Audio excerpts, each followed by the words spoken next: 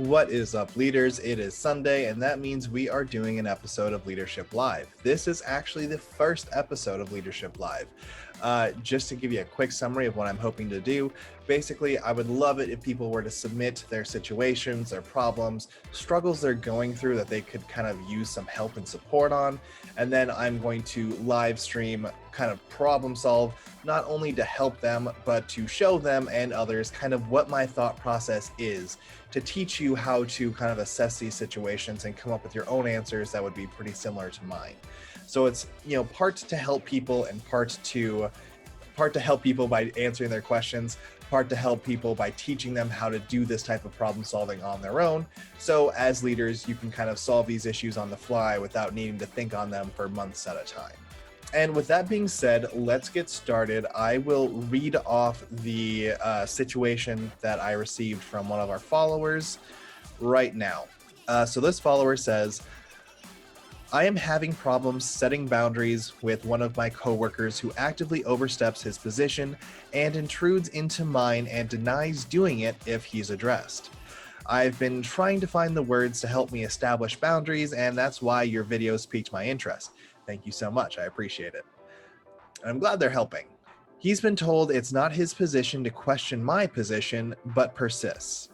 My manager says she just ignores a lot of what he says and sends him back to work and says not to take it personally.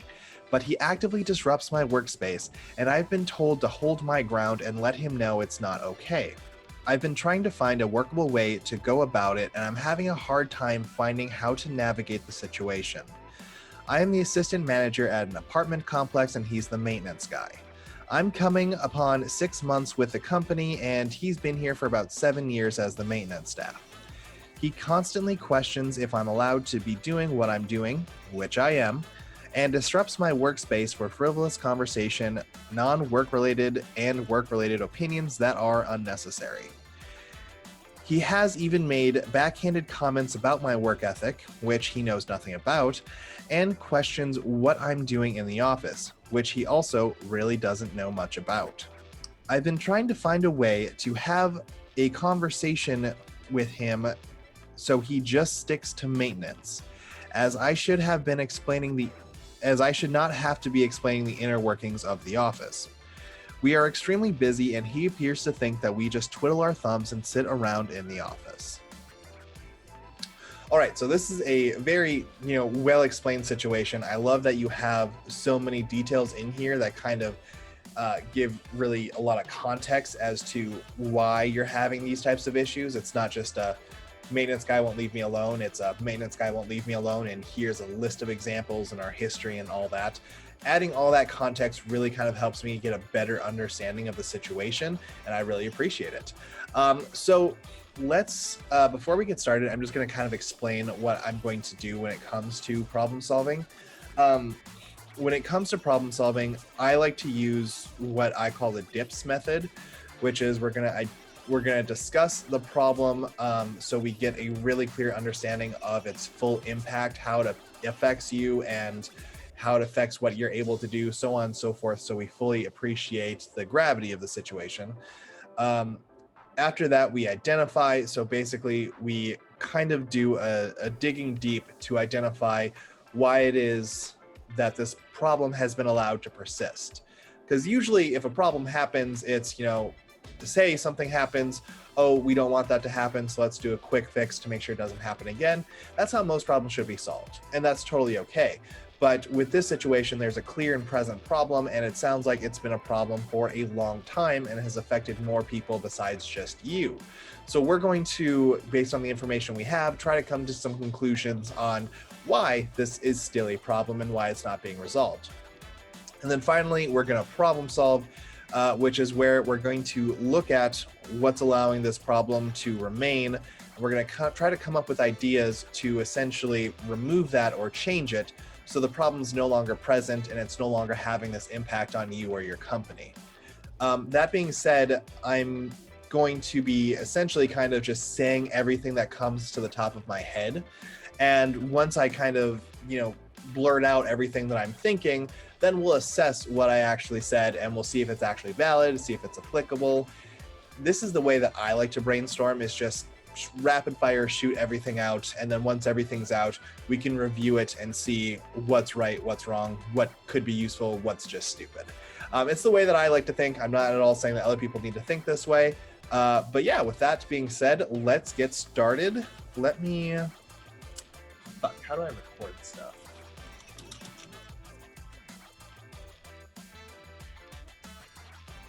Perfect. So to start off, I'm going to reword what was sent to me a little bit just to fix some grammatical issues that I think are present, just because I feel like it disrupts the thought process. Just a quick note, I changed persist to does it because I feel like the more basic and simpler the language is that you use, the easier it is to understand the problem and come up with solutions. That's not to say that, more advanced complex words don't adequately, summarize the situation, but the more complex language you use, the more brain power needs to be spent on making sure we have the right understanding of those specific words and how they relate to this specific situation. Whereas if you just change the language so it uses incredibly basic and simple words, then you don't really need to devote that much brain power to understanding them because they're pretty much ingrained in your head and they take the bare minimum amount of energy and focus to understand. That's my thought process. That's how I like to problem solve. Not saying everyone else needs to do that. I just want to explain what I'm doing so you guys understand and I'm being clear. Anyways, so now I've made some tweaks to the overall summary that I think will help me understand it better. I hope I'm still, addressing the same problems, and if that's not the case, please let me know. But yeah, so now that we have a clear understanding of the problem, let's identify each line and run it through the dips problem. So as you'll see here on my screen is I've separated it basically by sentence, so we can look at each sentence as a whole and assess it. Because it's not only important to understand what the situation is, but it's important to understand how the person is explaining the situation, because that really gives a lot of insight into their thoughts and feelings on it. So I want to assess it sentence by sentence because every sentence has something important in it. So let's start off by discussing. So we're going to put D, and I'm going to color code this. I think it's this red, so that it's easier to find. Perfect. So we're going to discuss what's the full impact of the problem. I'm having problems setting boundaries with one of my coworkers who actively oversteps his position and intrudes into mine and denies doing it if he's addressed, and denies doing it when I bring it up to him. Okay. So discussing this part of the problem, clearly you're frustrated at the maintenance person. That's the first thing that comes to mind, because you're saying you have to set up boundaries, which implies that he is actively crossing those boundaries and going too far. It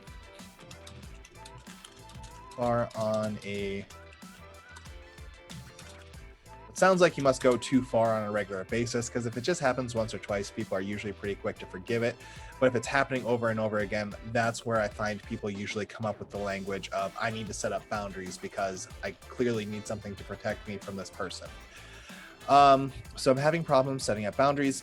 Saying that you're having problems setting up boundaries makes it sound like you're not comfortable or you don't have a lot of experience setting up boundaries. So this is a new type of situation you've probably found yourself in.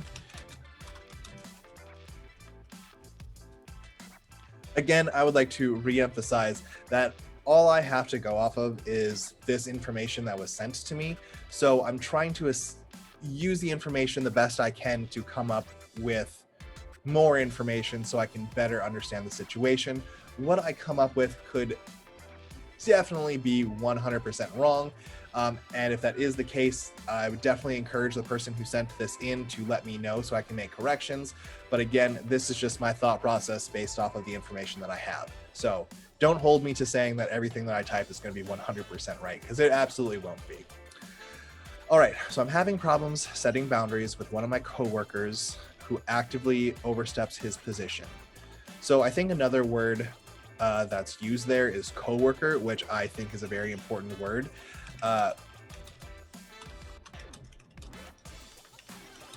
Because I feel like with a lot of maintenance staff, people who work in the janitorial department, people who kind of do the dirty work so you can focus on operating your office or operating your company as effectively as possible, are typically kind of like looked down upon or not treated with respect, and they're not usually referred to in a very positive manner either. So using the phrase "one of my coworkers," I think is a good thing, because you're saying that you see this person as an equal, even though you don't have the same job title, even though you're not in the same department. You're saying that one of my coworkers, which kind of puts him on equal ground as you, and I really appreciate that. So that's good. That makes me think that you are a, kind and sensible person, and you don't treat people like shit because you feel like they're below you, which is great. You have that going for you. That's fantastic. There are a lot of managers who don't, so I'm glad. I'm having a problem setting boundaries with one of my coworker who actively oversteps his position. So actively oversteps his position. That makes me actively oversteps kind of hints that you feel like he does it on purpose and he does it constantly.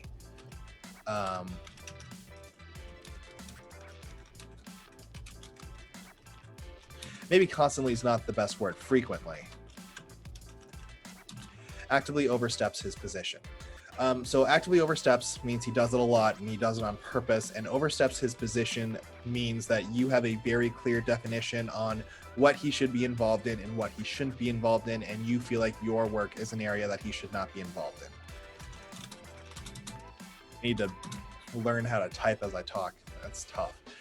You have a clear idea of what he should be involved in and what not, and you feel like he should not be involved in your work / position. And intrudes into mine. So that word intrudes, again, it kind of drives home that this is whatever he's doing is very unwanted and disruptive and not fun. So I'm just going to put overstepping is viewed as very problematic. And denies doing so when it's brought up to him. So what that tells me is that it has been addressed with him previously. I don't know if it's by you or by your supervisor. I know you talk about that a little further down. I don't know who all has addressed it with him, but whoever has addressed it with him has clearly... So when you address a problem with someone, one of the most frequent default responses you're going to get is denial. It's saying that, no, I've never done that. I've never said that. Whatever you're telling me I'm doing wrong, I have never done, and you are in fact wrong. Now, that is something that is very, very common, and whoever is going to be bringing this problem up to him should be ready for that. And it sounds like if it's been brought up to him frequently, I'm guessing there's probably a small group of people, 1 to 3, I would assume, including you and your supervisor and maybe one other person, who have addressed it with this person. And the reason I say that is because if there's a number of people addressing it with him, the odds of him getting away with that excuse reduce pretty significantly.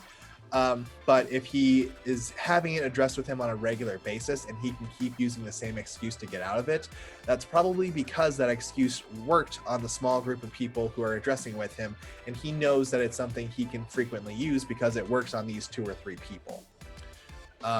So has been addressed previously by a small group. I'm just going to make based on the information you gave me a little further in this story, I'm just going to assume 2 to 3.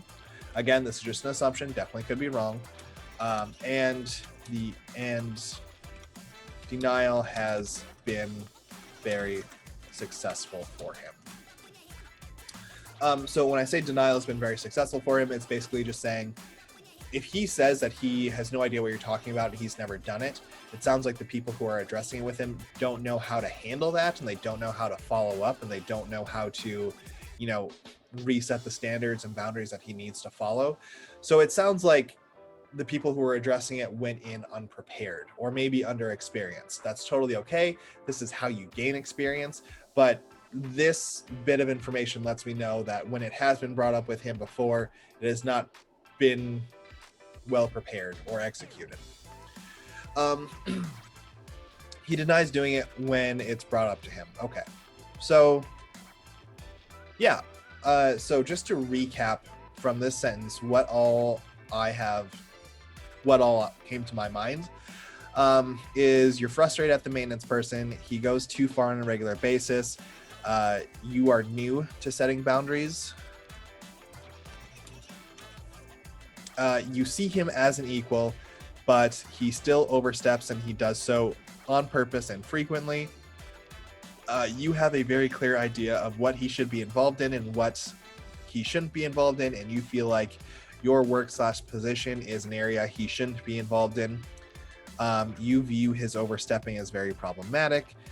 This is an issue that's been addressed with him multiple times by likely a small group of people, probably 2 to 3. And denial has been very successful with him because it sounds like those 2 to 3 people didn't know how to follow up once he denies everything. So that's everything from the first sentence. So let's move on to the second sentence. Just gonna do a little copy paste. Nope. All right, I've been trying to find the words to help me establish boundaries. So that tells me you've been actively working on solving the problem, which is good. Because what a lot of people will say is just, I have this problem and I've been, whining about it for forever instead of actively working on trying to solve it. So that tells me that you take the issue seriously and want it solved because you haven't dropped it. You've been actively working on it, which means it's important to you. I've been trying to find the words to help me establish boundaries. So you use the words help me establish boundaries. Help me establish boundaries. What I think a lot of people could focus on is, I need the words to get him to leave me alone, get him to do something, get him to blah, blah, blah, get my boss to do something. You're focused on improving and developing yourself, and I think that's very, very important because you're seeing that you are responsible for this. It might not be your fault, but when it comes to setting up boundaries, that is something that you are responsible for and no one else can do for you. So I like that you're accepting the responsibility of, this is something I need to be able to do. I'm working on it. I'm not quite where I want to be, but it is something I'm actively trying to improve on, which I think is really important. So you're taking responsibility for setting your own boundaries. And that's why your videos piqued my interest. If my videos piqued your interest, you clearly have good taste. No, just kidding. But if my videos piqued your interest, then it sounds like the type of content that I make is to support new supervisors in learning leadership skills early on in their careers. So if my videos piqued your interest, it sounds like developing these types of skills is something you want to do, which implies that you are very proactive in your career and your career is very meaningful for you, and you still are probably ambitious and you have more that you want to achieve. So I'm just going to put career is important to you and you want to develop your skills.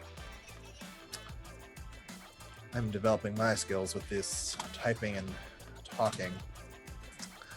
All right, so before we move on, I've been trying to find the words to help me establish boundaries, and that's why your videos piqued my interest. Okay, so I think that's all we take from that sentence. He's been told it's not his position to question my position, but he still does it. He's been told, again, implies that this is a conversation that's been had with him multiple times.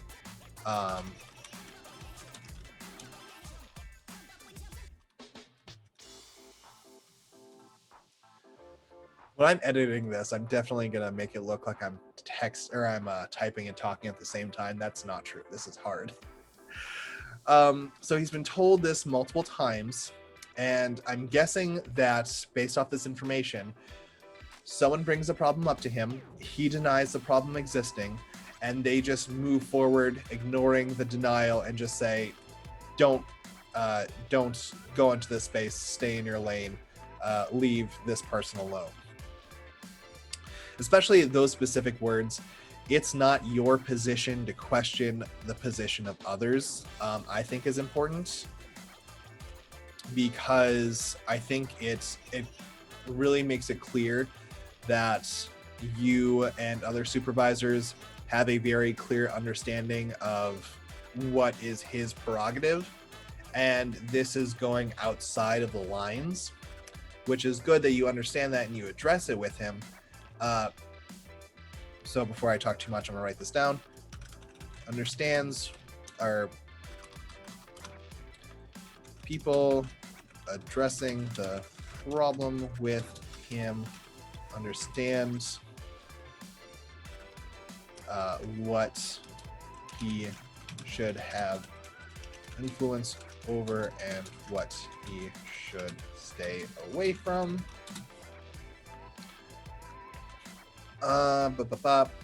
He's been told it's not his position to question my position. Those words, it's not his position to question my position, makes it sound like he might specifically have an issue with you, or he might only do this with you in your position, or maybe you're the only one who's bringing it up. So you're the only one who you and whoever else is addressing the position are actively working on, saying, hey, maintenance guy, don't question assistant manager person. So how do I word that? Problem seems to revolve around his questioning. That's not how you spell that word. Questioning of your position / responsibilities. He's been told it's not his position to question my position, so I'm guessing you probably weren't the one to tell him that. You didn't tell him, hey, it's not your position to question my position, because that's kind of like a higher up thing to say. And if you're an assistant, I think it's unlikely that you'd be using that type of language, because that's very aggressive language. And it has, I think that really needs to come from a place of power. So I'm guessing whoever told them that probably had some authority and doesn't need to, fear repercussions. So I'm just going to say higher ups told him not to question.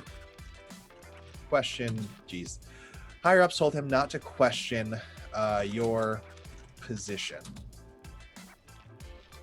And he still does it anyways. Tells me that he can actively ignore the instructions he's been given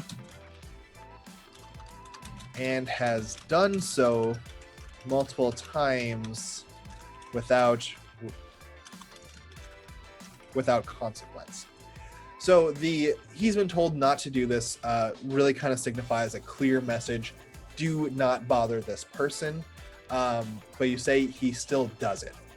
Now, if this has been brought to his attention multiple times, probably the same higher ups who have been having these conversations with him, but he still does it, implies that whoever's having these conversations with them does not follow up and does not enforce what they say.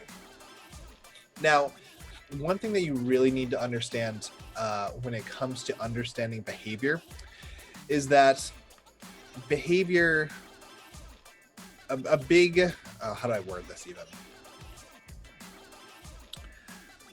A lot of behavior is dictated by consequence. If you are going to do something, before you do it, you try to identify what are the most likely consequences that are going to occur if I do this. So for example, if I, decide to run on a treadmill, consequence is going to be I'm going to probably get tired. I'm probably going to be very sweaty. I have completed my exercise for the day, whatever. Those are the most likely consequences. And that's almost guaranteed to happen. Another consequence might be I might slip on the treadmill, fall, get shut off, make a total fool of myself, maybe hurt myself. That's a potential consequence that could happen anytime you get on a treadmill. However, the odds of that happening are very, very slim. So most people say that, yes, this is a potential consequence, but the odds of it happening are so low that it's not going to bother me. It's not going to deter me in any, shape or fashion. The same thing seems to be applying with this situation. Him bothering you, him questioning your position, him interfering with your work purposely over and over again could lead to the consequences of disciplinary actions where he gets written up, could lead to a termination. That's a possibility. It could lead to him, losing his position or being reassigned somewhere. I don't know how big your company is, so I don't know how that works. But there are negative consequences that are pretty serious and are pretty drastic if it keeps up this behavior. But the thing is that he's learned that those consequences are not likely to occur because he's done this. He's used this excuse and it's gotten him out of, any type of disciplinary action, who knows how many times in the past. And if he uses this and is successful with it, it increases the odds of him using it again in the future. And if he's used it 8 times in a row and it's been successful those 8 times in a row, he's learning that, hey, this excuse works. I can do what I want, and as long as I play dumb and say I have no idea what they're talking about, they won't hold me accountable. There will be no disciplinary actions. I'm not going to lose my job because I've learned, because I've tested this, 8 different times in a row. So he thinks that there will be no significant consequence.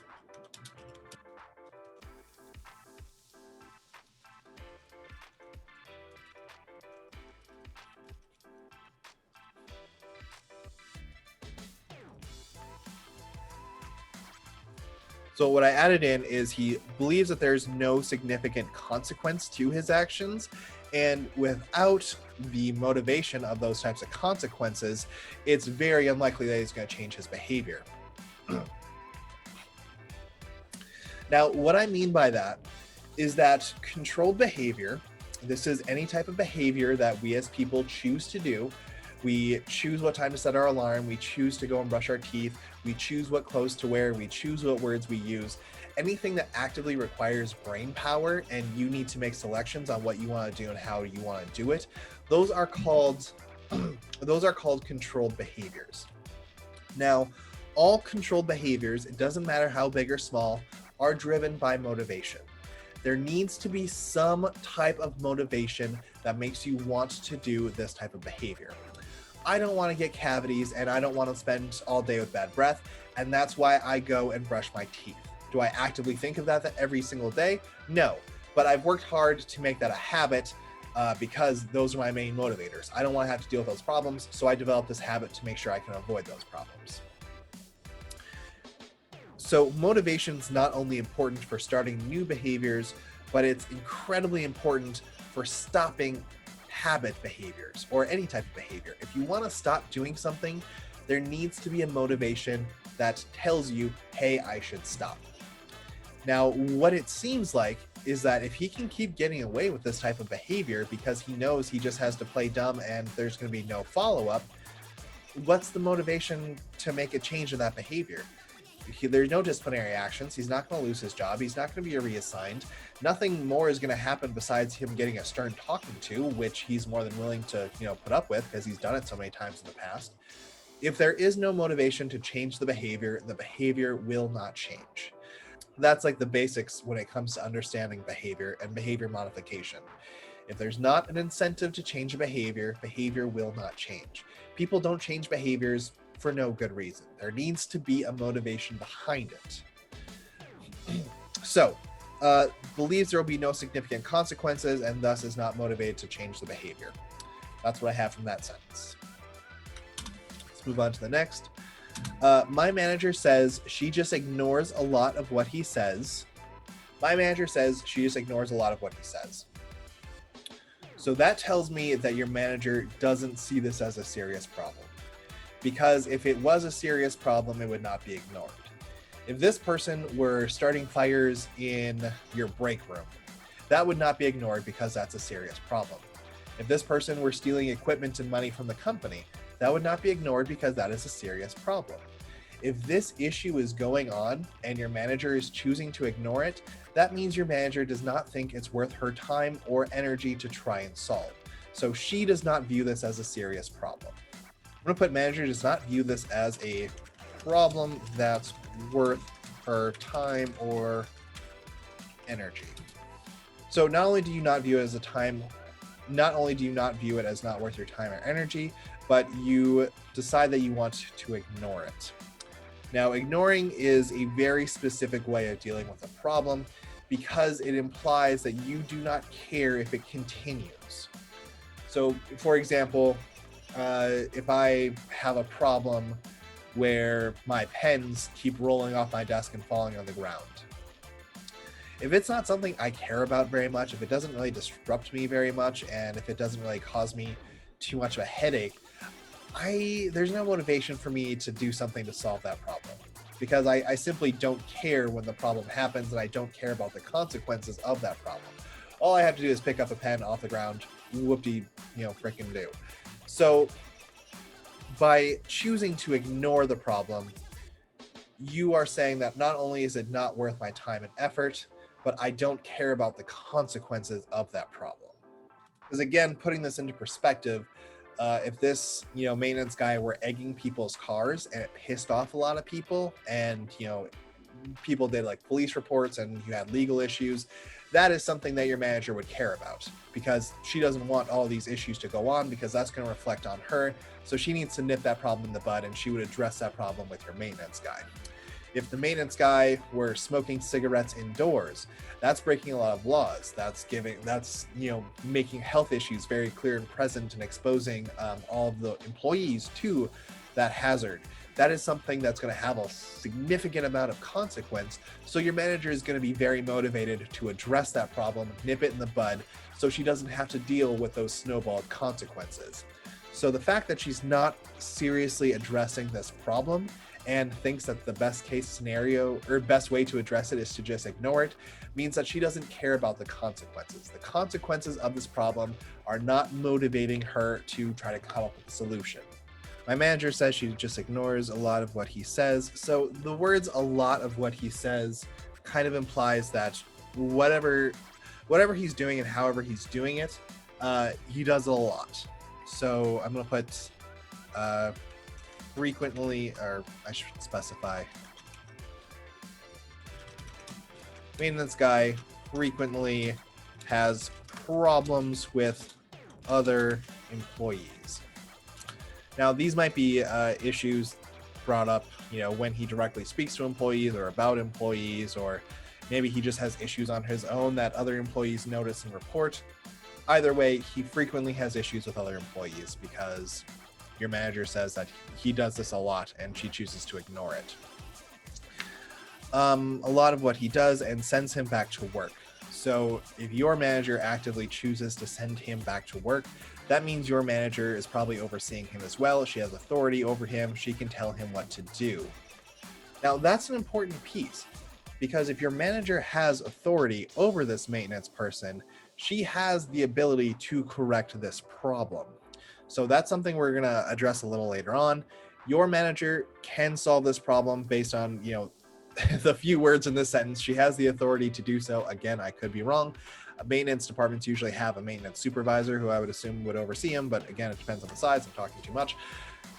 I'm going to readdress this later because I think your manager might have the authority and ability to solve this problem for you if you don't have the authority to do it yourself. So we'll get back to that and send him back to work. Okay. That's about all the info I can get from that sentence. She tells me not to take it personally. Okay, so that tells me that you clearly brought up the issue with your supervisor.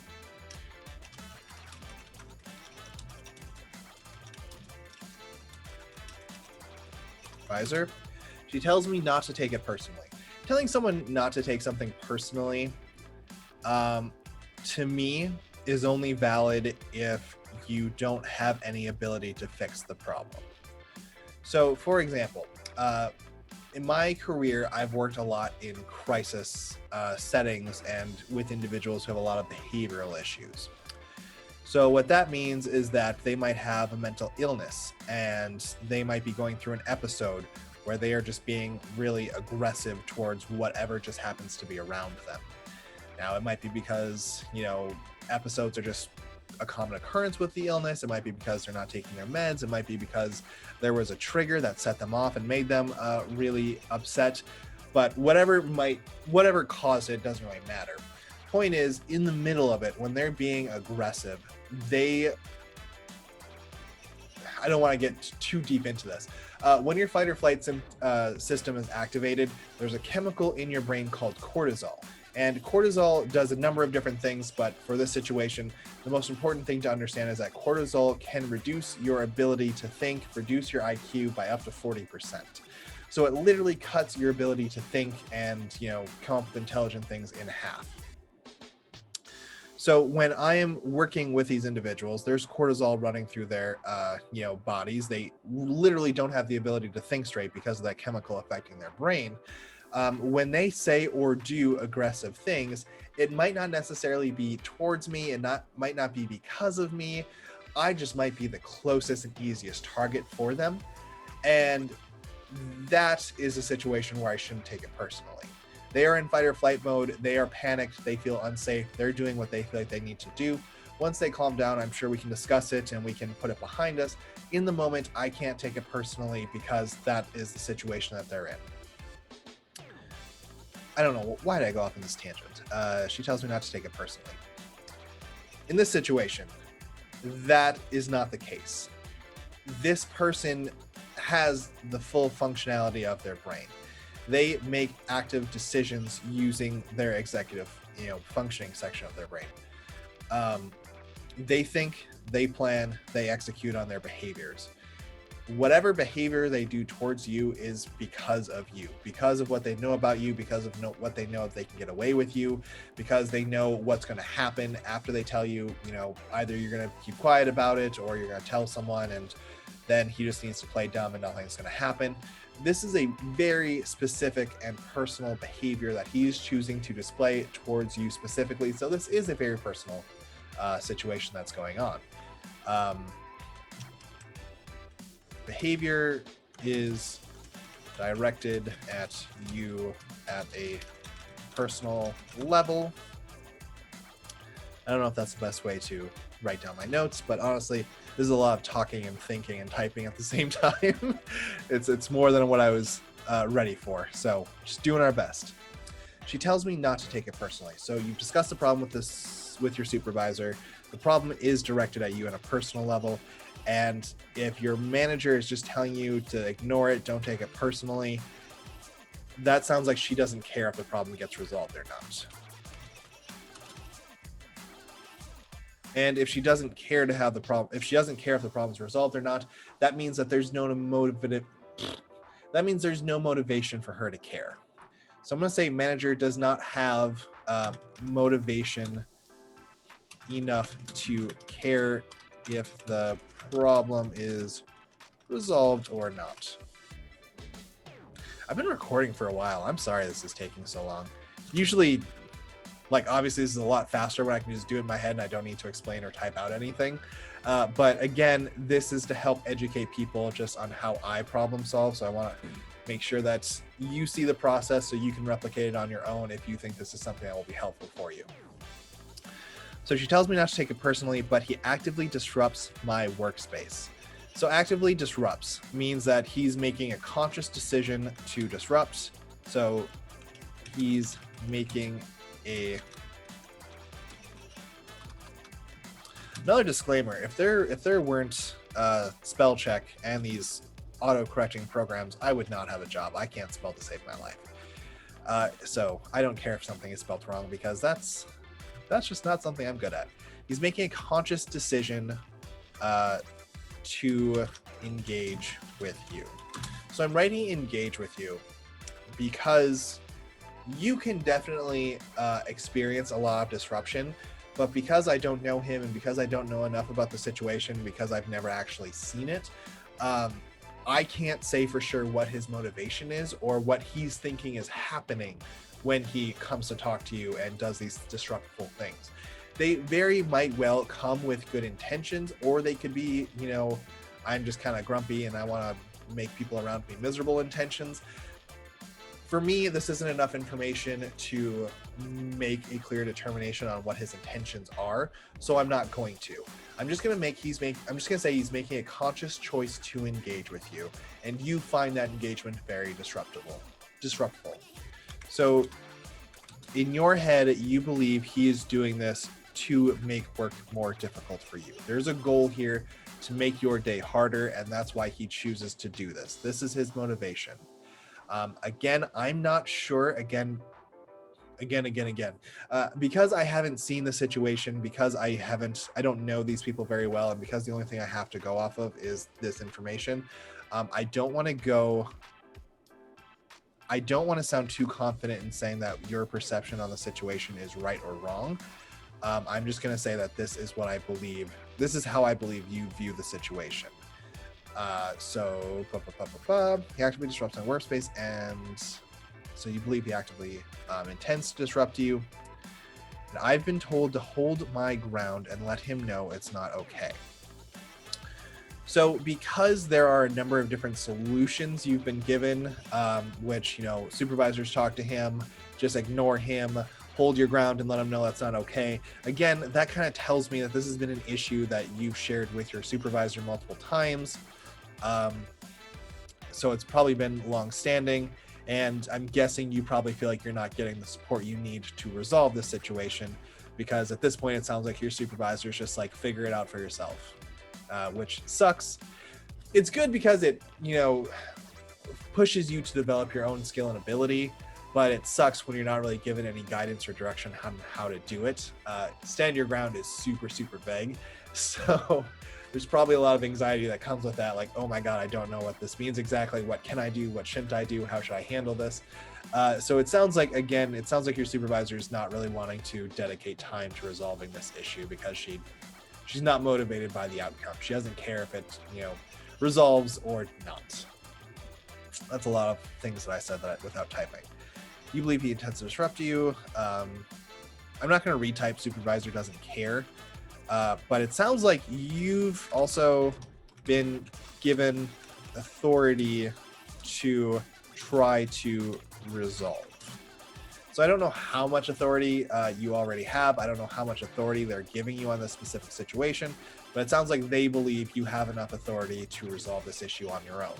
So it sounds like let him know it's not okay. They understand that what he's doing is not okay, and they're encouraging you to communicate with him that it's not okay. So they know that what he's doing is not okay. I've been trying to find a solution to the problem. So again, actively working on the problem. Because if you're actively working on solving the problem, again, this is kind of highlighting the difference between you and your manager. Sorry to touch my mic. Again, this is highlighting the difference between you and your manager.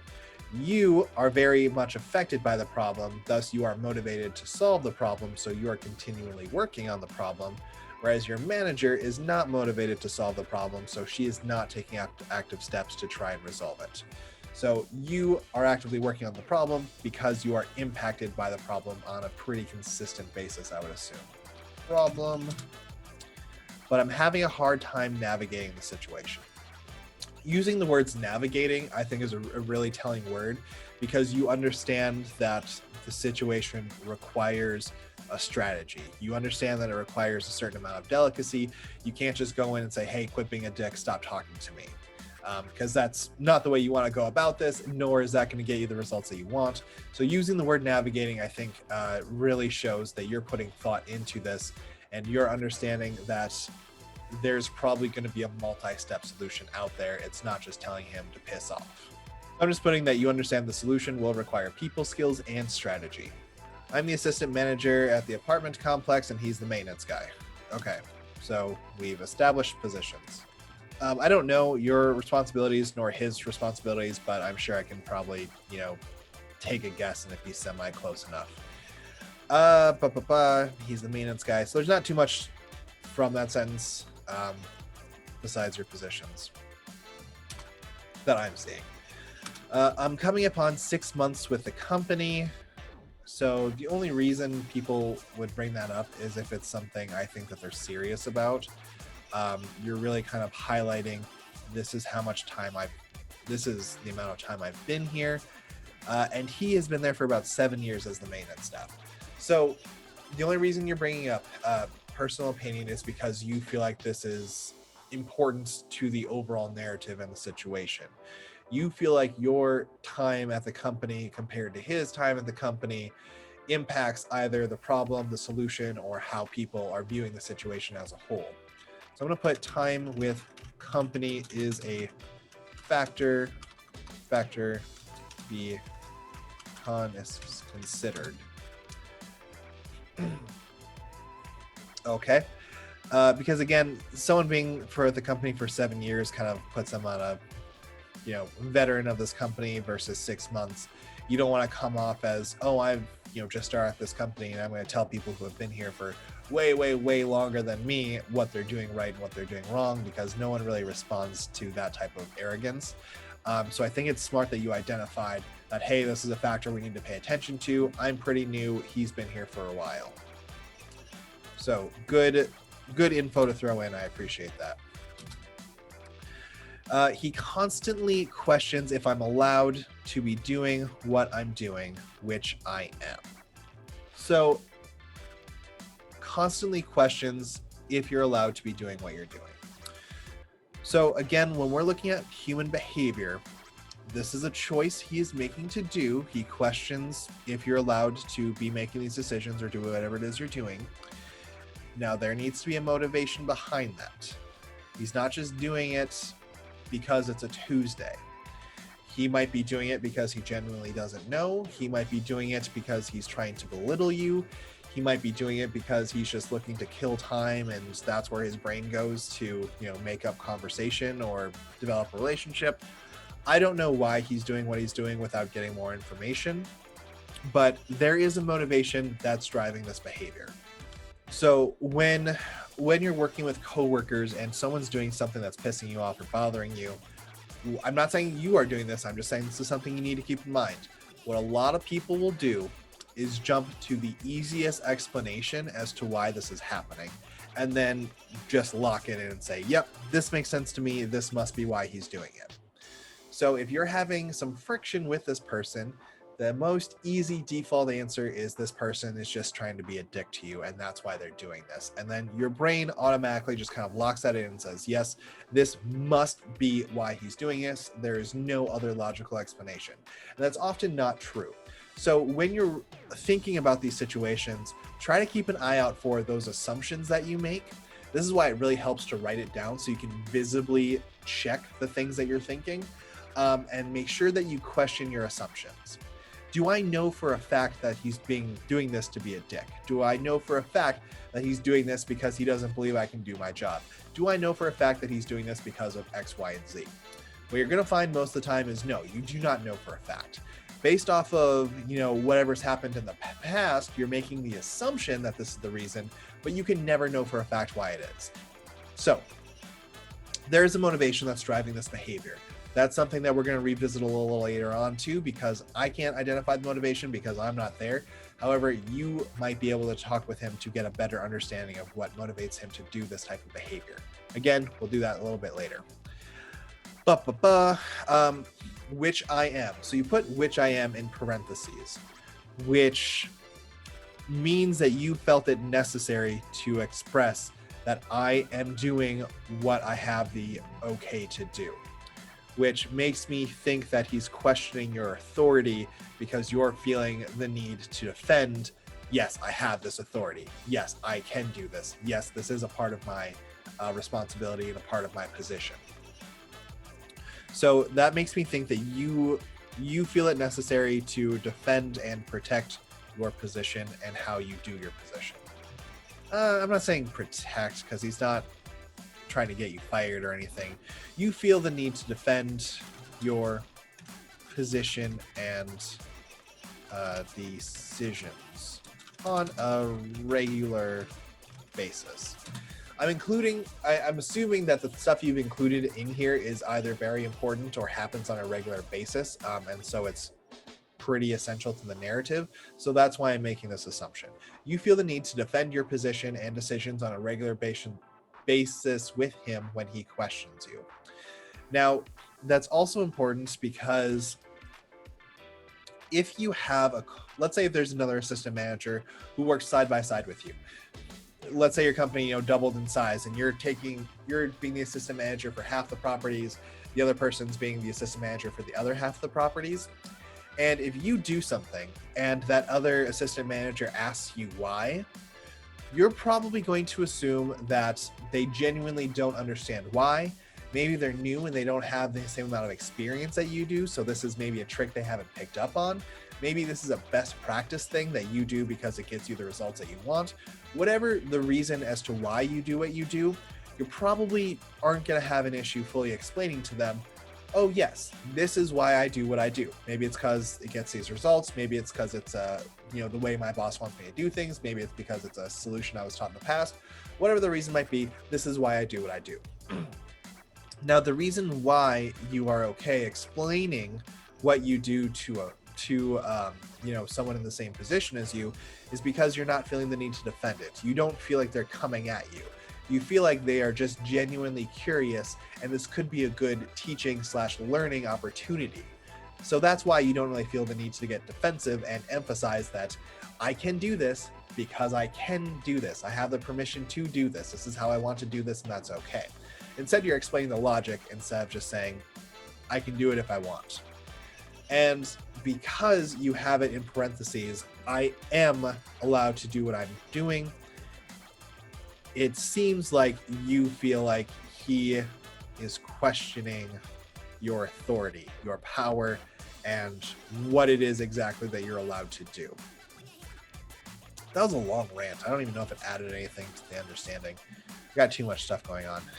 Again, this is just everything that's in my head, and I'm just spitting it out as I think it. I don't know if it's coherent or not.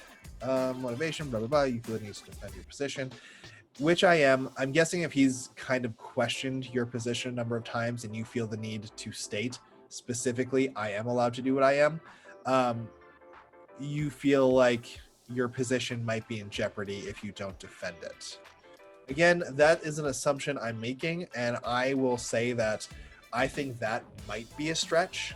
I would say there's probably like a 20% chance of it being true. So if it is wrong, that's fine, because this is a bit of a stretch and it is working with a lot of assumptions. But you may feel like if he continues to question what you do and how you do it, that other people might pick up on that and they might start doing the same. And no one feels good when they have to defend their position or what they do, because it kind of implies that other people think you're doing it wrong or they can be doing it better, so on and so forth. It's not a good position to be in. It's not fun. So people get very defensive because when someone gets very defensive, that's very easy to see. And usually it discourages people from doing that type of behavior that would make them want to get defensive again. So if I come and question you on your job and you get very defensive about it, what my brain is going to say is that, hey, this makes you uncomfortable. You get very defensive. That makes me uncomfortable. If I want to avoid both of us being uncomfortable, I should just never bring it up again with you, because this is how you're going to react to it. So yeah, again, there's a lot going on here with the talking, the typing, the assessing, so on and so forth. So again, that was just a brain vomit. Constantly questions if I'm allowed to be doing what I'm doing, which I am, and disrupts my workspace for conversation and opinions that are unnecessary and unwanted.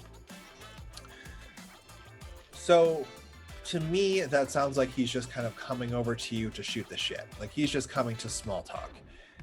The small talk is not helpful for you trying to work on your own stuff, and it's not wanted because I'm guessing it's probably very distracting and it's hard to get back from that distraction. So based on what you're saying, you want the bare amount of interaction with him, and you want that interaction to be only professional, only on stuff that you guys need to talk about together. If you don't need to talk about it together, you don't want an interaction with this person. And given, I'm assuming this has been a long-standing problem, that's totally okay to have people in your workplace who you're like, honestly, I don't want to interact with you more than I have to. That's very normal. He has even made backhanded comments about my work ethic, which he knows nothing about. So backhanded comments are a dick move, and usually those are said with intent because they require a good amount of thinking, planning, and execution in order for them to come out the way that they should. Plans on being rude. So it's either he's actively planning and doing these things, or it might be, again, I don't know you, I don't know him, I don't know the situation very well. I'm just saying another possibility might be that you don't like this person and they do a lot of stuff that bugs you. So when they do something else, you're just going to assume that it falls into the same category of they're doing this on purpose to bug me. They're doing it to harass me. They're doing it because they don't think I can do my job. And it very well might not be. There might be a different intent on why he comes over to talk to you, or why he's making these comments. But it's just very easy to lump them in with the other negative stuff.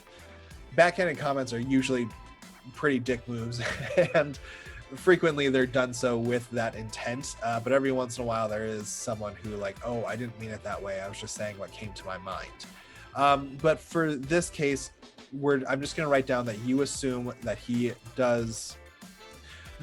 most of the interactions that he has with you is done with a negative goal in mind. I'm just going to put, I assume most interactions he has with me is done with negative intent. I'm going to put you. Okay.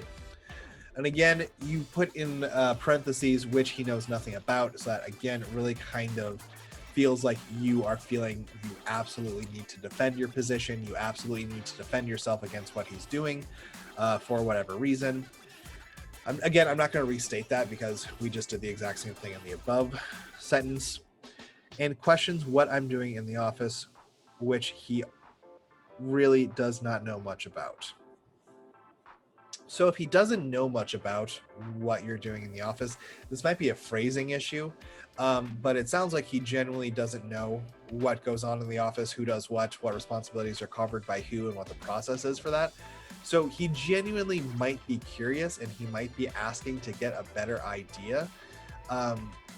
Think of it this way. If your boss has a different set of responsibilities than you do, and you were to question her, why'd you make this decision? Or how did you get here? Or how did you resolve this problem? And she told you that, you don't need to worry about what I do because what you do, your responsibilities are different than mine. So quit questioning me. You wouldn't really enjoy that. And that might leave a bad taste in your mouth. And you might not work very hard to mend that relationship if she treats you that way.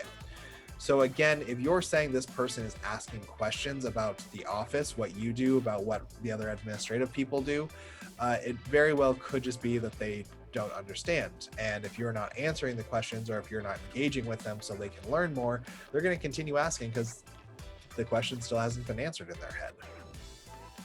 But again, I don't know if he's doing that with negative intentions, or I don't know if he's doing it because he's genuinely curious. So I don't want to make an assumption based on why he's doing it, but I will make an assumption that his questions are not getting answered, and that's why he continues to ask them. Or I'll say they're not being answered effectively enough. You might think that you're providing an answer, but to him, it might not be answering his question, so he feels the need to continue answering it. His questions are not being... I'm just going to reword this. He's not getting what he views as good enough answers to his questions, so he continues to ask. All right.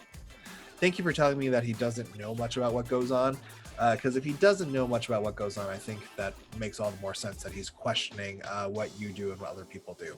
Not saying it's right, not saying he does it appropriately, but it just kind of gives some insight onto why he might be asking. I've been trying to find a way to ask him to focus on his job and not mine. I think that's totally okay. It sounds like you're trying to be sensitive, and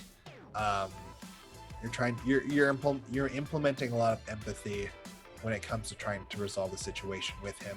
You're not making these assumptions that he's just a dick and I need to try to get him fired. That's the only way I can be happy. Instead, you're just trying to tell him, hey, I don't respond very well to the interactions that you're having with me, so please don't focus on me. Please go focus on yourself or have these interactions with someone else and leave me be. I'm gonna, again, this one might be a bit too based on assumptions, but I'm gonna say that you don't want him to focus on your position unless there's a problem. So if there's a problem you're trying to deal with and you need help, and he's who you have to go to find help, then I'm guessing he'd probably be okay with you two working together to try to problem solve it. But if there's not an active reason as to why he should be questioning your position, he should, you don't want him to be. As I don't want to constantly justify everything I do to him, do in the office to him. So it sounds, based on that, you've explained a lot to him previously. And it sounds like you don't view it as being worth it. You're not seeing the progress that you would hope to see by giving him this information.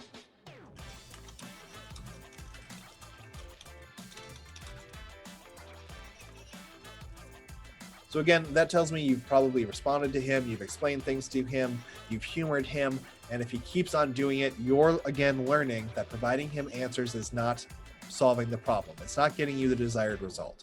Ideally, if you answer a question for him, he'll never ask it again. But if he's continuing to question and pressure you, that means, I'm assuming what you're feeling is that no matter how many times you answer him, no matter how you do it, he's going to continually press and press. So there's clearly not a point in answering him. So I'm guessing by this point you've given up trying to justify or answer him. Justify what you're doing or answer him. So I'm going to put you've given up on trying to answer or justify. Final sentence, we are extremely busy, and he appears to think we just twiddle our thumbs and sit around in the office. Now, that tells me something very clearly. You're clearly upset with him. Using the words, we're extremely busy, you set the context of we are a busy branch. He appears to think. That tells me that you don't know exactly what he thinks, but based on his decisions, based on his actions, based on his behaviors, you're assuming that this is how he's processing the situation. We just twiddle our thumbs and sit around at the office. So you're telling me that you're assuming that he thinks that you guys do nothing. And that kind of explains some of the defensive tones that I heard earlier on in the story. But as well, I'm sure you can make the assumption that he does not think that you do nothing, that you guys are just an office full of people literally sitting around and twiddling your thumbs all day. He might be under the impression that your work is not comparable to his work because your work is probably more communication, planning, logistics, whereas his work is physical labor. He goes in, he physically does stuff, and there's an end product or result. That's a very common point of friction between white collar and blue collar people that I've seen several times. So that very well might be going on. But I'm sure you know that he does not realistically think that you guys are doing nothing. He just might think that what you guys do is difficult to compare to what he does. So that's what I'm going to put down. And then I'm also going to include he appears to think we just twirl our thumbs and sit around in the office, that you are assuming he does not appreciate you.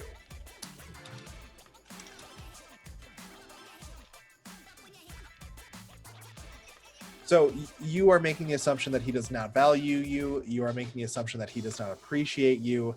And I'm making those assumptions because you specifically said he basically thinks we do nothing. And that's why he can come up and do all this other crap. Or maybe he does not understand the complexity. That's not a word.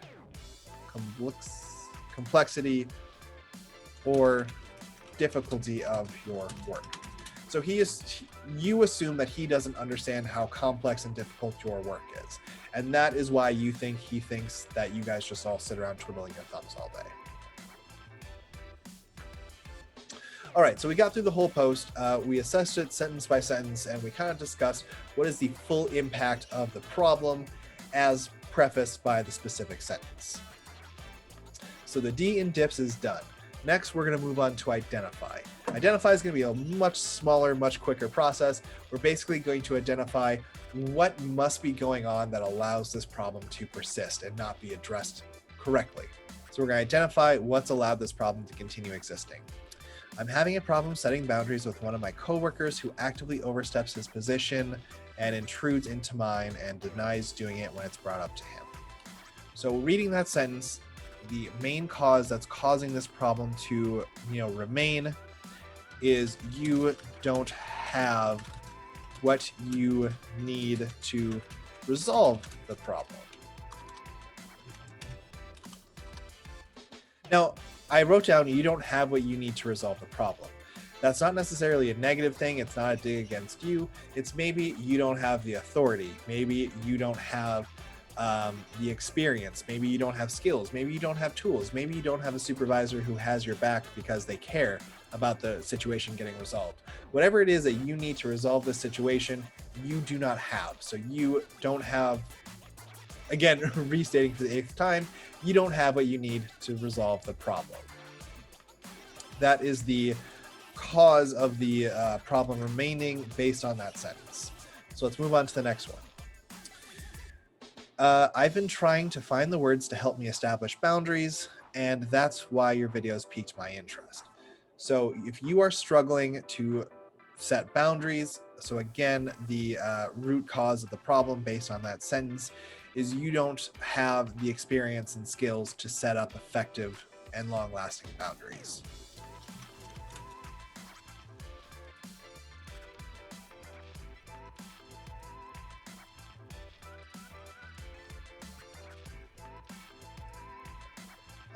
I'm just going to take a minute to state this right here.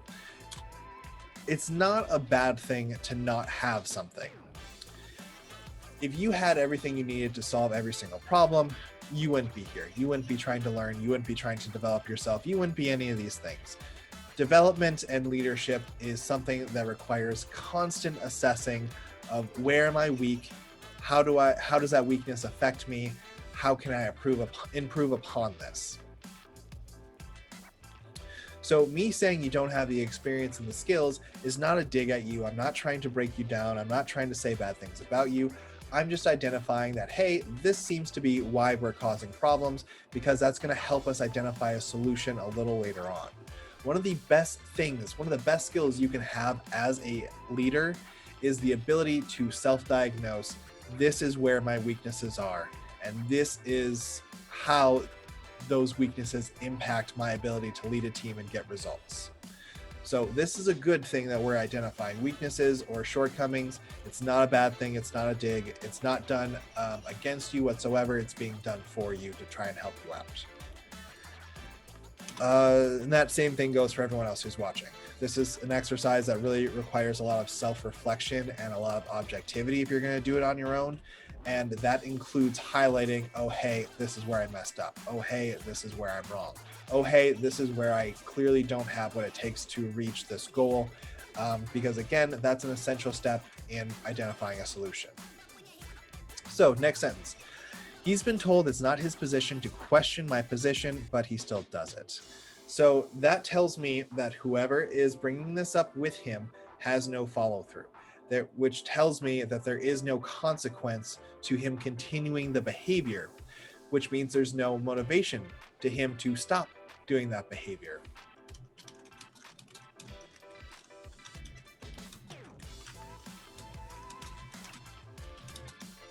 I'm putting there's no consequence / motivation to change the behavior. My manager says she just ignores a lot of what he says and does and sends him back to work. So that tells me that your manager does not view this as a serious problem.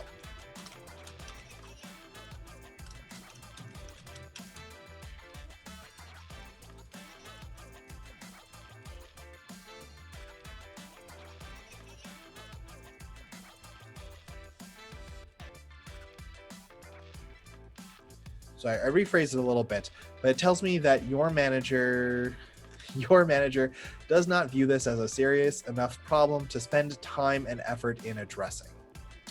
Now, again, this is being done with very limited context.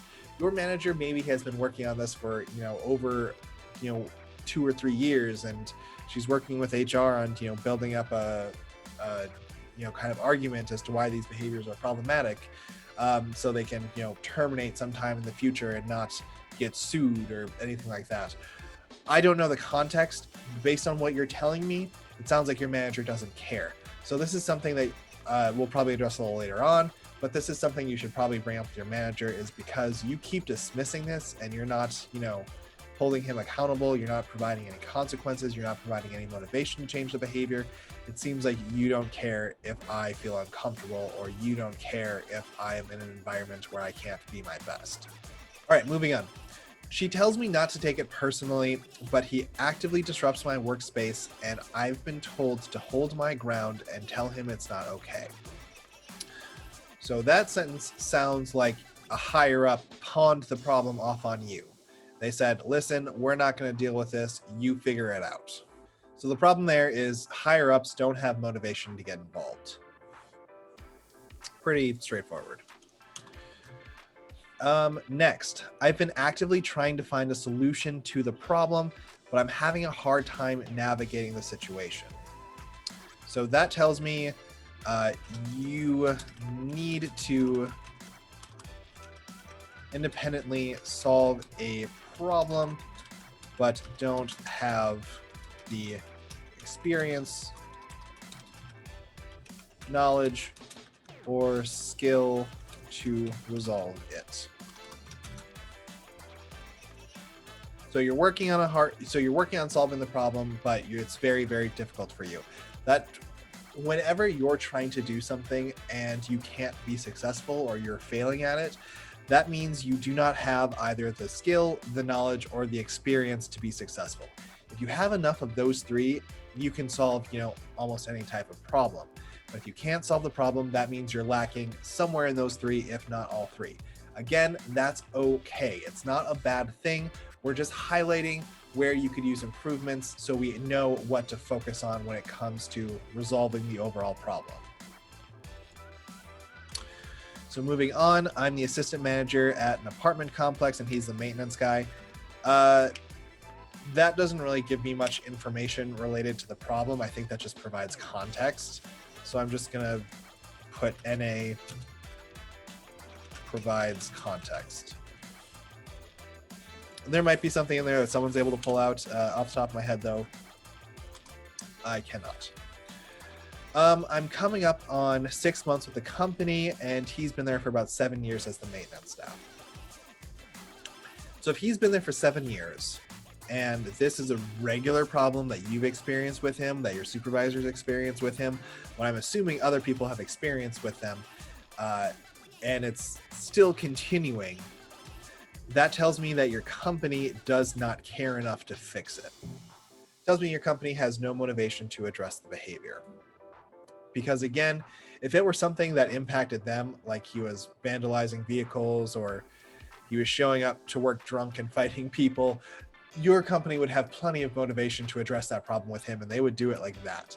The fact that he's been doing this type of behavior for several years, I assume, and your company has not taken any concrete active steps to stop him or remove him so the behavior doesn't stay in the company, tells me that they don't care enough and they're not motivated to actually address it. So he constantly questions if I'm allowed to be doing what I'm doing, which I am, and disrupts my workspace for conversation and opinions that are unnecessary and unwanted. So let's think on that. He constantly questions what I'm doing, which means he could just not be knowledgeable, and disrupts my space for conversation.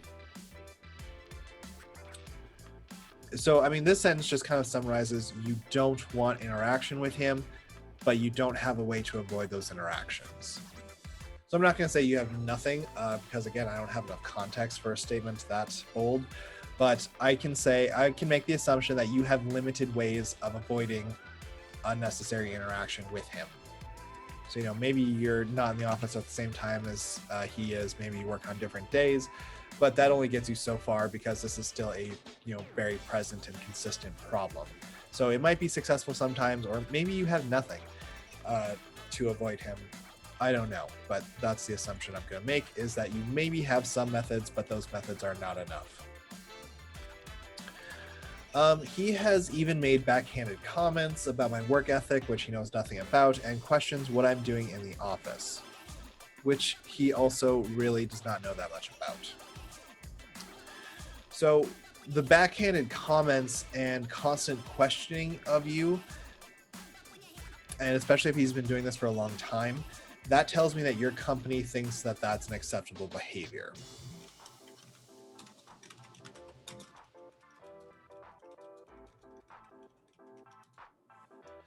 Now, this is an issue that I've experienced with a lot of companies when it comes to resolving morale or personnel issues, is that someone will be doing something, and when you inform the company or HR or higher up or whoever that, hey, this person is doing something and it's a problem and it's been a problem for a long time, their immediate reaction, like without even thinking about it, is, oh, well, this person does not represent us. It does not represent, who we are, what we do, how we operate here, so on and so forth. But what they really need to understand is that, yes, it does. It does represent you, because this has been a long-standing problem that you have been well aware of, and you have actively chosen to not address it, and you've elected that it's fine to continue. It's not problematic enough for you to get involved yet. So that tells me that your company views this as acceptable behavior. Again, if you were to come in and, knock over the fridge and, cut off the cord so you had to buy a new one or something, I'm trying to think of things off the top of my head. If you were to do something significant like that, your company would not accept that as, appropriate or acceptable behavior, and they would immediately address it. If he were to come in and, just started breaking all the windows, your company would not accept that as acceptable behavior, and they would immediately address it. The fact that he is currently doing this and has been doing it on a constant basis tells me that your company might not outright say that, yes, this is acceptable, but they are accepting it because he's being allowed to continue doing it. So when it comes to working with companies on this type of stuff, let them know that it's not what you say, but what you do. You might say that this is unacceptable behavior, but you have tolerated it for the last 6 years, which tells me that you really think that this is okay because you don't feel the need to address it. Companies and people do not like hearing that, but it is the truth that they need to hear. I've been trying to find a way to ask him to focus on his job and not mine, as I don't want to constantly justify everything I do to him. So that might be, he is...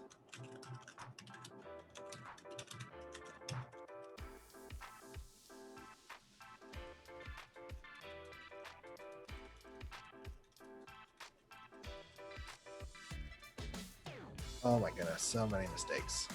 This is tiring, doing this all in one shot. So what this sentence tells me is that he is what it tells me is that he's ignorant of the responsibilities of others, which very well could be the case. If you're in one position, you're typically not really given a full, explanation as to what every other position is. You're probably just told to focus on yourself and your responsibilities. You just need to know that accounting handles money, facilities or maintenance handles, physical repairs or things that need to be done, so on and so forth. There's not a deep dive.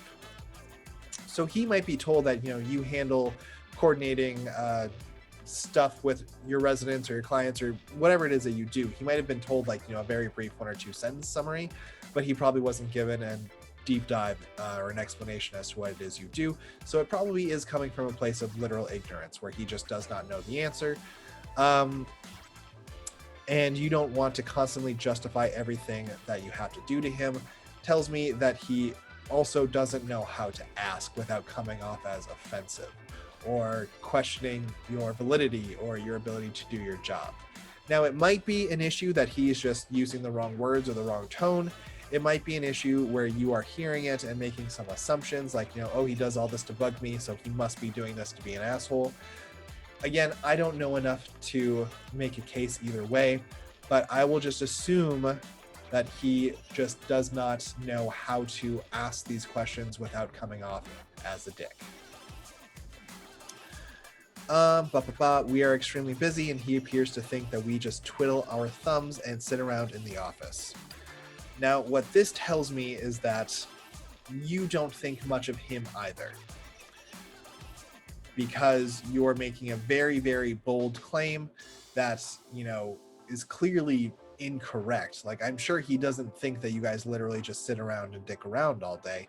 He knows that you have work. He just probably doesn't know what that work is, what it entails, what it looks like, what the results are, so on and so forth. So this tells me that you have a long-standing problem with him because of how you assume he perceives things.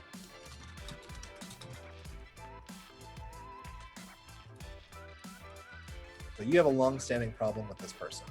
Great, and that's the last one. So now we're going to go into problem solve. So problem solve. How problem solve works is that we are going to look at the impact of the problem that we came up with in the discuss section. We're going to identify the core cause of the problem being allowed to continue existing, which we did in the identify section. And based off the information we have on those two, we're going to try to come up with a solution. So first sentence, you're frustrated. He goes too far on a regular basis. You are new to setting boundaries. You see him as an equal, but he oversteps on purpose and frequently. You have a clear idea of what he should be involved in, and you feel like he shouldn't be involved in your work or positions. You view his overstepping as very problematic. This issue has been addressed with him by a small group of people, likely 2 to 3, and denial has been a very successful response for him. So those are how the problem fully impacts you based on what I can assume from the sentence. Then the identify, what's allowing the problem to continue existing is you don't have what you need to resolve the problem. So problem solving is, you need what you need to resolve the problem, and the problems you need to resolve is everything that I have in red. So problem solving is you identify and receive what you need to solve this issue on your own.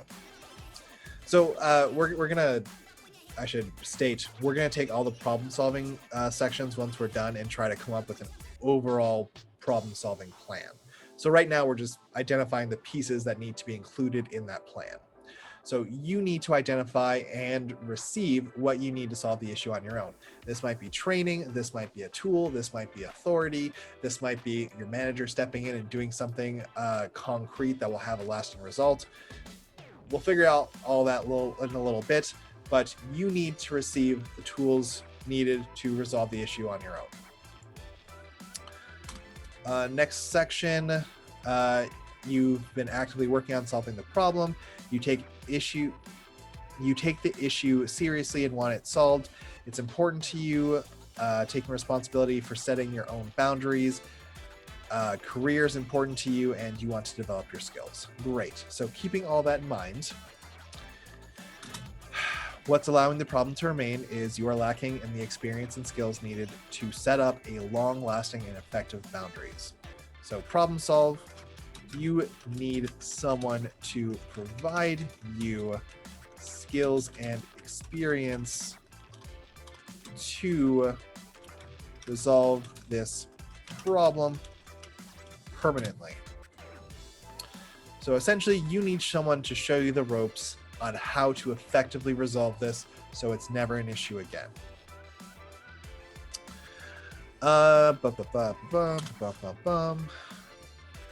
He's been told it's not his position. Okay. So next sentence, conversation that's been, so this is a conversation that's been had with him multiple times. People addressing the problems with him understand what he should have influence over and what he should stay away from.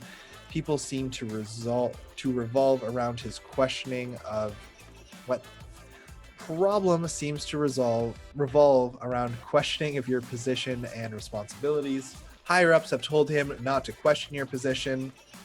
He can actively ignore the instructions he's been given and has done so multiple times without consequence. He believes that there will be no significant consequence and thus is not motivated to change behavior. So the core cause of that problem is there is no consequence or motivation to change the behavior. So to problem solve that, you need a consequence or motivation for him to change the behavior. So you need to come up with a reason as to why he should. You need to come up with something that would motivate him to change his behavior, and it needs to be something that you have authority to implement, or it's a concrete plan that there's no, dipping or diving out of the way of, no way to avoid it. You need something like that. Next, manager does not view this as a problem that's worth her time or energy. Manager does not care about the consequences of this problem. Maintenance guy frequently has problems with other employees. Manager has authority over the maintenance guy. So your manager has the ability to solve this issue, but does not care to. So that's the problem. So to problem solve that, we need to find a way to motivate your manager to take concrete steps to solve the problem. We have to get your manager involved, otherwise she's not going to give a shit.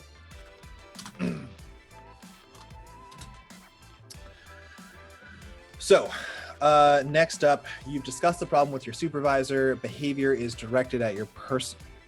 Behavior is directed at you at a personal level. Manager does not have the motivation to care if the problem's resolved or not. He's making conscious decisions to engage with you. You find that engagement is very distrustful, and you believe he intends to be disruptive towards you. Manager believes you have enough authority to resolve it on your own. Supervisors know that what the maintenance person is doing is not okay. So the higher ups know that what he's doing is not okay. They've addressed it with him several times, but they haven't done anything concrete that would make him want to change his behavior. So core problem is that the higher ups don't have motivation to get involved. So in order to problem solve this, we need to create motivation that makes the higher ups want to take an active role in changing his behavior. So again, we need to figure out something that makes them just as invested as you are.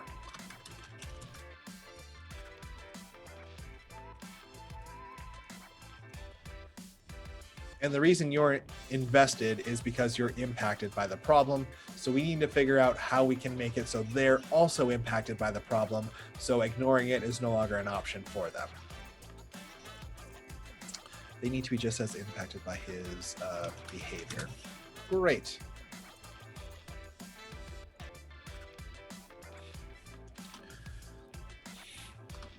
So next up, you've been actively working on solving the problem. You're frequently impacted by the problem. You understand that the solution will require people skills and strategy. So you need to independently solve the problem, but you don't have what you need in order to resolve it. So if I'm trying to problem solve this, I know what I would normally do, but I don't want to repeat things because I know that I already gave the solution a little further up, and I don't want to just repeat the same solution for everything. So let's look at it in a different route. Lights. So you need to independently solve the problem, but you don't have the experience to resolve it. You don't have what you need. So we need to identify a way to get you the experience, knowledge, and skill to resolve the problem using tact. Because again, you know that a blunt way is not going to work, where you just come up and tell him like, hey, don't ever talk to me again. So you know that you need to use tact, and you know that you need to find a solution, but you don't have the experience, knowledge, and skill to come up with that solution independently.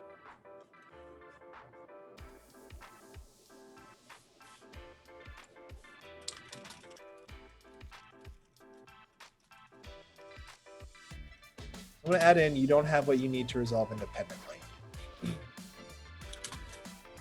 Which might be a rerun of something I said earlier, but I don't want to go back and check. I'm the assistant manager at the apartment complex, and he's the maintenance guy. So I mean, that's not so much a problem. Again, that's just kind of giving context. But we're gonna say this identifies separate positions and responsibilities. So that's going to be important. I'm coming up on 6 month. Oh, that's right. Time with the company is a factor to be considered. Your company has no motivation to address the behavior. Problem solve. We need to make sure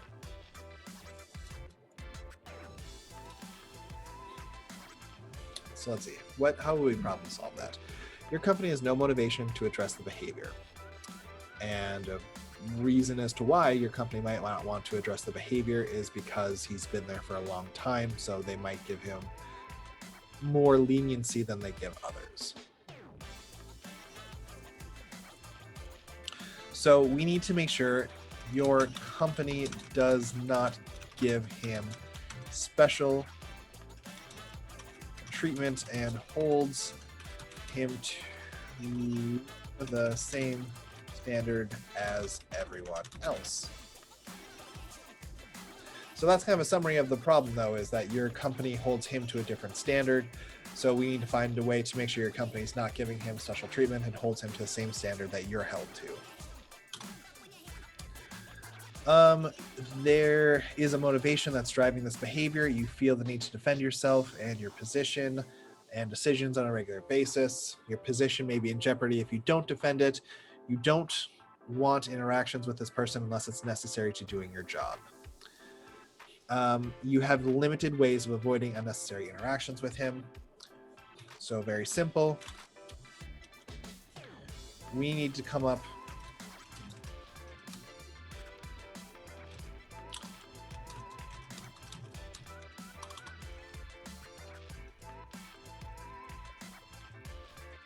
So we're going to have to say that you need a plan that will help you avoid unnecessary interactions while still maintaining professional relationship. Because that's what you need to do. You can't just tell him to stop talking to you, because if he stops talking with you, he's your maintenance guy. He's the person who goes and fixes your buildings and units and whatnot. So if you and he aren't on a talking basis, your clients are not going to get what they need, and that's going to reflect poorly on both of you. So you still need to have a very good professional relationship where you can interact and work with each other, but we need a plan on how to cut out unnecessary interaction, because that is not something you can handle right now. It's maybe something that you just don't want to experience ever again in the future because of who he is, how he talks to people, what he believes, so on and so forth. All right, so next up. He's planning on being rude. I assume that most interactions he has with you are done so with negative intent. He's not getting what he views as a good enough answer to his questions, so he continues to ask. Your company believes that this behavior is acceptable. So in order to problem solve this, we need your company to view this behavior as unacceptable, or if they are going to view it as acceptable, we need them to come up with a solution on how to answer it, so you don't need to keep addressing this with him. So just to give him the benefit of the doubt, we'll nix the saying this is unacceptable, because I think it's acceptable to ask questions, but obviously how you ask questions is a variable. So what do we need to do? We need to find a way that he can get answers to his questions without you being affected. So he should be able to ask questions. He should be able to receive answers, but it shouldn't disrupt you and your work every single time he has a question, especially if it's one that's already been answered. So that's what we need. I don't want him to be focused on my position unless there's a problem. I've explained to him previously, and so you've explained this to him previously, and you're not seeing progress being made. You've given up on trying to answer or justify his question, yourself and your decisions and his questions. So core problem is he's ignorant of the responsibility of others as well as how to discuss these responsibilities with them. So problem solve, he needs to know, he needs to have that information. Information easily accessible without disrupting others.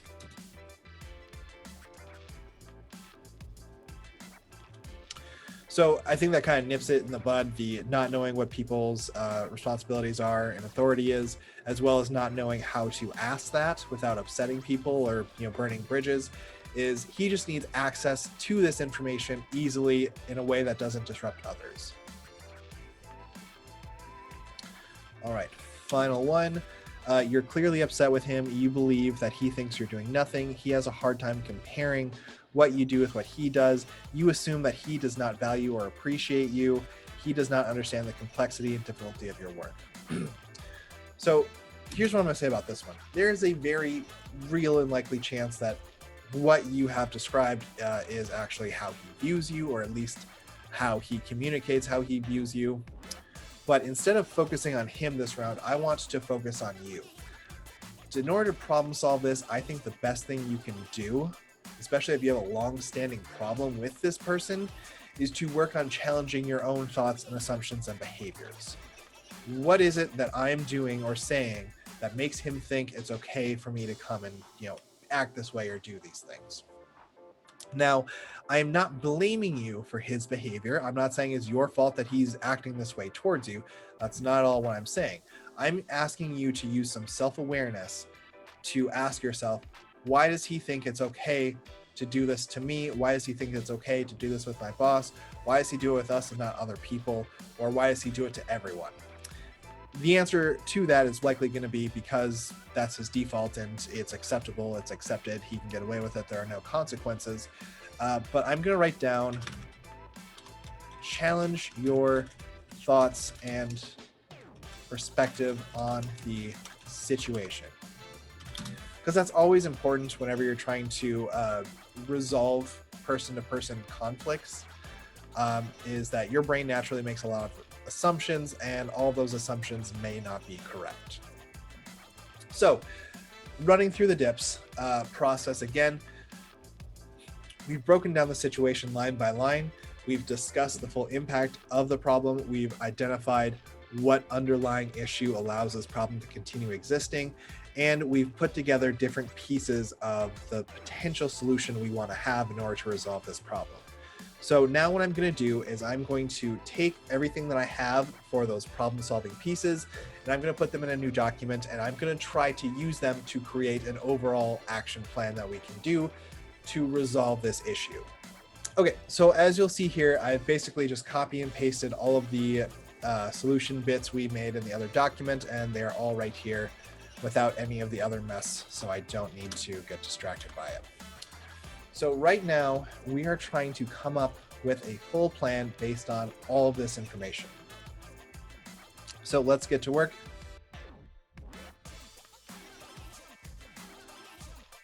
So we've kind of created a two-pronged solution.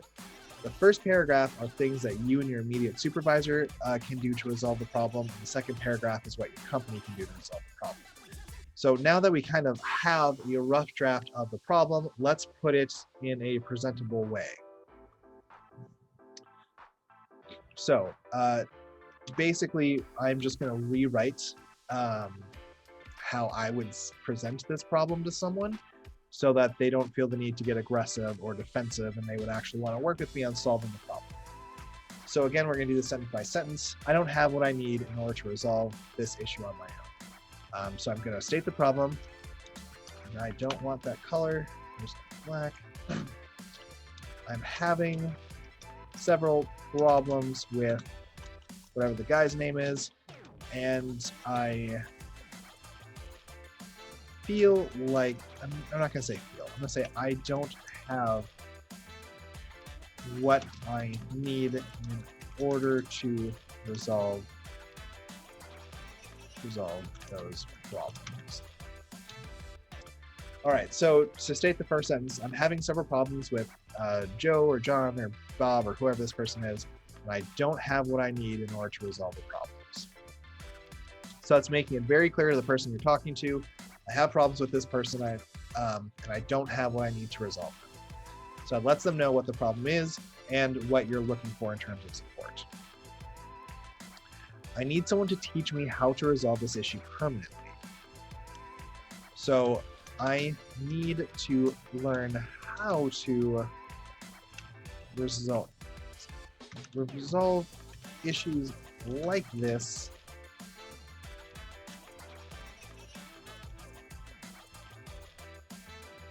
So I need to learn how to resolve issues like this so they are solved and don't come back up.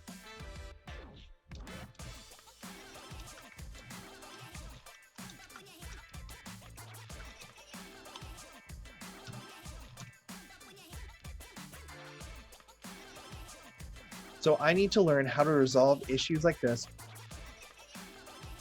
I need to learn how to resolve issues like this so they are solved. That's a dumb way. I need to know how to resolve issues like this so they are solved for good and don't come back up as not only part of my current position, but also my career. So I've phrased this as I need to learn how to do these things so they are permanently solved and don't keep occurring, not only so I can do my current job successfully, but so I can essentially grow to do bigger and better things for your company, during my career with you guys. So this is telling them that I need to do this not only for myself, but I also need to know how to do this so you guys aren't bogged down by dealing with this issue all the time as well. So this is part of how we're going to get them involved, because we're highlighting this is not only impacting me, but it's going to impact me in my future with the career. So this is not only impacting me right now, but it's going to impact me in my entire future of my career with you guys. So we're starting to get them involved, because if you're going to be there for a long time and you're going to be experiencing these problems for a long time, they don't want that. They want you to be at your A game and delivering for them on a regular basis. So it's going to get them more motivated to solve this issue. And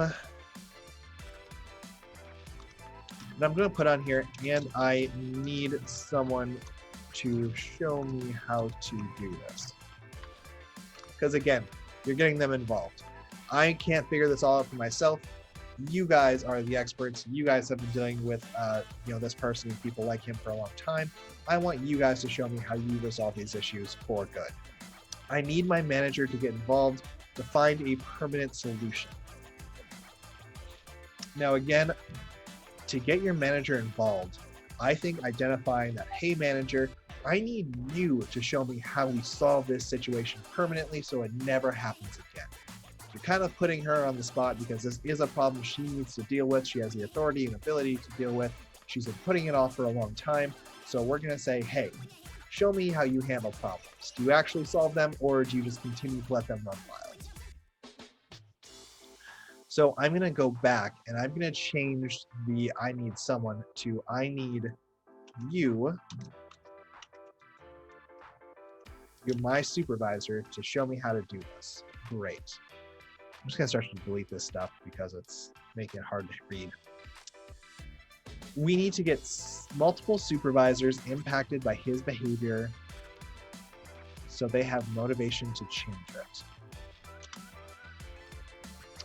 So how do we make this so multiple people are impacted and thus have motivation to make changes?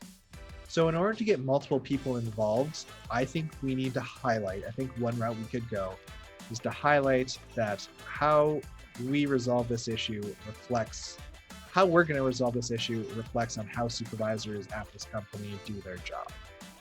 Do we do it successfully, or do we do it half-assed? So I'm going to write down, I know that there have been other issues that you've all been successful in addressing.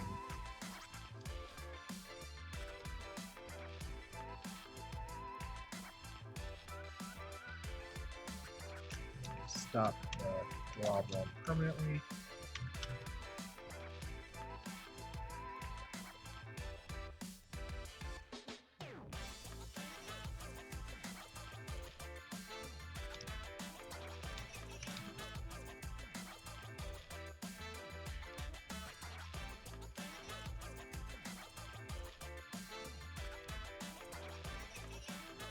So what I wrote down is I know that there have been a lot of other issues that you've all been successful in addressing that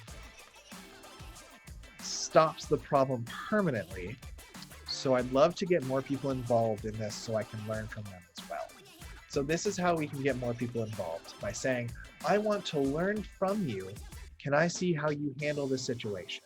They say, a lot of people will be flattered that you want to learn from them and you want to pick up their skills. So they'll more than likely agree, just to, not only they'll justify it by, I'm supporting you, but really in their head, their ego's like, oh, you want to learn from me? I am pretty good. I definitely will show you.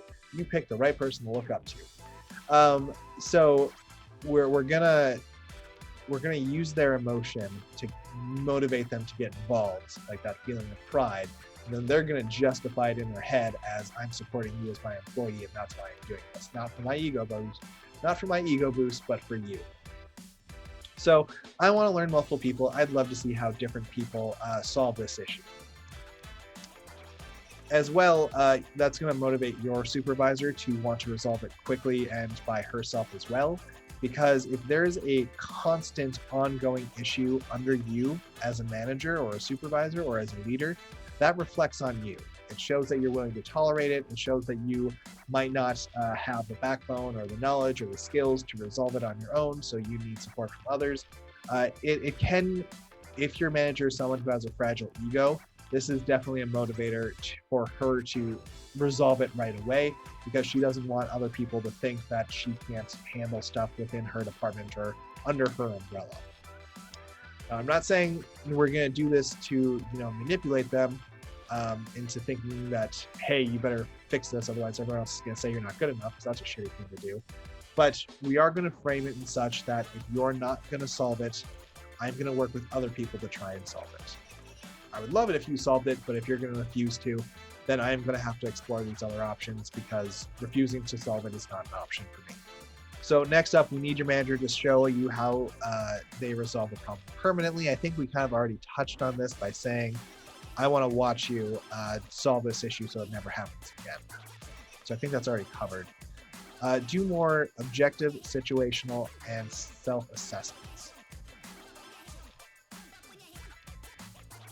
So in order to do this, usually what you would do, or what most people do, is just kind of do it very quickly in their head. But then it's difficult to communicate the situation to other people. It's difficult to communicate what you've tried, what's been successful, what's failed, what they should look into based on their skill set and their experience. So identifying how the situation is in as objective terms and statements as possible is a really good method of doing that. So just write out a summary of what's going on, what you've tried, and what the results have been, and how it impacts you. So what's going on is facilities person is doing this and I don't like it. I've tried addressing it with him, I've tried addressing it with my supervisor, but the result of that has been he's going to continue. But the result of those efforts has been that he's continued to do it nonstop with almost no change.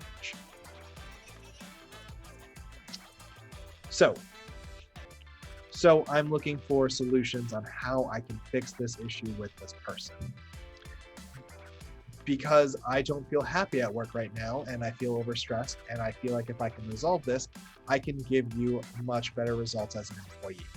That's how I would objectively write down what's going on. There's no opinions. There's very limited feelings. It's just very fact. This is happening. That's a fact. I've addressed it this way. That's a fact. This is impacting me, through this. That's a fact.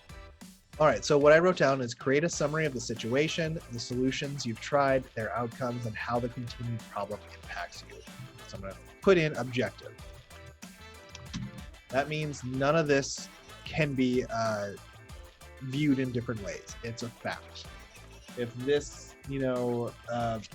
business card hits the ground because I, threw it down, there's no way to say it didn't hit the ground. There's no way to say it didn't leave my hands and travel straight downwards. There's no way to say that there wasn't a card at all. It's a fact. I had a card in my hand. I let it go. It fell and hit the ground. There's no misreading that situation whatsoever. And so that's what you kind of want to do with your summary. If you want to make it so airtight and so objective that there's no way that anyone could possibly argue semantics, or that you're just being too sensitive, or that you're perceiving it the wrong way. We stick to facts because facts are not debatable. Great. Next, we need to identify a consequence or a motivation for him to change the behavior. So we're going to highlight that I feel, or no, we're not going to do that. So we're going to state that in the past, I'm assuming there's been no motivation for him to change his behavior, so it makes sense that he is still doing this. I could be wrong though. If there were consequences,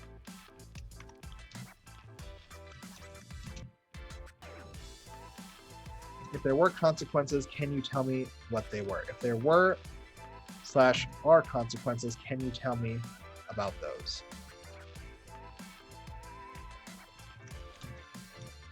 Now, that's an important sentence because, again, you're being very objective. You're saying that I'm assuming, you're referencing it with I'm assuming, which means I could be wrong, that because there's been no motivation for him to change his behavior, that's why he's still doing it. However, I would love to give you the opportunity to tell me that I'm wrong. I would love to give you the opportunity to show me that you've been doing your job. If there have been consequences for him to, discourage him from doing this type of stuff, and I just don't know about it, I would love for you to tell me about those. That way, I don't need to come back here and continue bringing up the issue to you. Save us time, prove that we're actually doing what we're supposed to be doing. Now, this is going to put your manager or whoever on a spot under the spotlight, because it sounds like there has been no motivation, there has been no consequences, so they're not going to have anything to give you. So what I'm hoping will happen is that they'll agree with you and say, do you know what? I think you're right. There haven't been any consequences, so it makes no change for him. It makes no sense for him to change his behavior. But you also need to prepare for them just shutting it down and saying, ooh, I know that I'm not right. I know that I haven't been doing what I'm supposed to be doing, so I'm going to end this conversation without explaining myself because I don't want to get defensive either. So we don't want them to get defensive. We want to keep them engaged and active part of the conversation and the problem-solving process. So can you just give me some information on what you guys have done to discourage him from doing this type of behavior besides just talks, so that I can use that as well?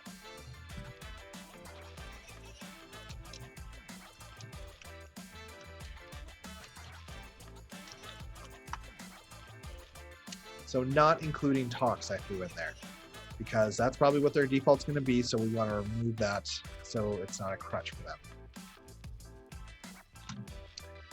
So next, I'm actually going to go one more sentence in here and say, if there have not been any consequences to motivate him to make a change, what do you think some reasonable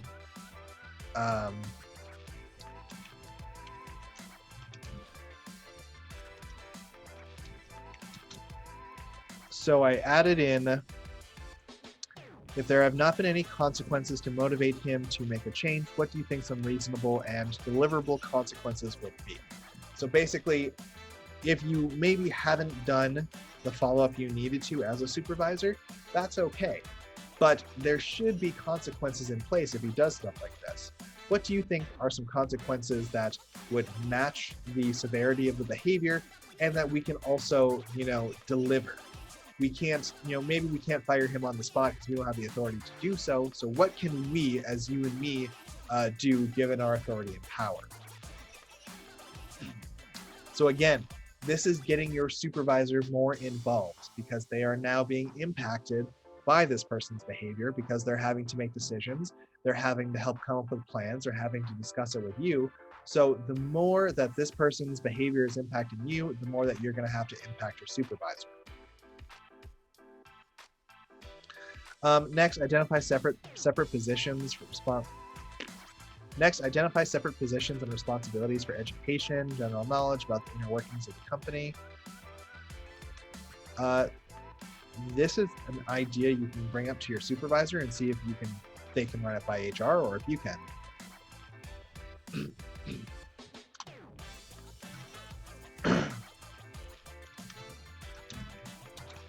So what a lot of managers will tell you is that you need to be solution oriented. Don't just come to me with problems because I don't want to hear about problems over and over again. We have to be solution focused. So by adding this tidbit in, you are showing that you are solution focused. This is an option that we could do as a company that would help reduce the impact of this person and their problematic behavior. This is a solution I am handing to you that is not only within our ability to do so, or like technically we could get HR to make something up for this, but it's also easy to do and would have a pretty big impact in reducing how this behavior impacts me and the company. So this is an example of a solution I think is very realistic, very doable, and will help us with traction in solving it. All right, so next, identify that he's getting special treatment to the people with authority by collecting and presenting hard facts. So again, we want to avoid anything that's subjective and could be said as an opinion. So we're going to collect data, or I'm going to assume that you already have information you can pull up or from memory. A month ago, I told him this, he told me this. 2 months ago, I did this and he did all this in response, so on and so forth. Come up with a list of hard facts you can present to further explain your problem. So I'm going to go back up here where we talk about getting other people involved. So I'm going to basically just put in a little tidbit here that says, you're going to include problems that you've experienced. And that is where you are going to highlight how this person has been getting special treatment objectively and with facts. All right, so communication being limited to emails, blah, blah, blah. So this again is another solution to resolving the problem. So I'm just going to copy and paste it because these are two solutions that you can say you came up with when it came to solving this problem, to show that, again, you are taking active steps. You're not just complaining and wanting other people to resolve it for you. You're doing the best you can with the resources and power you have at your disposal.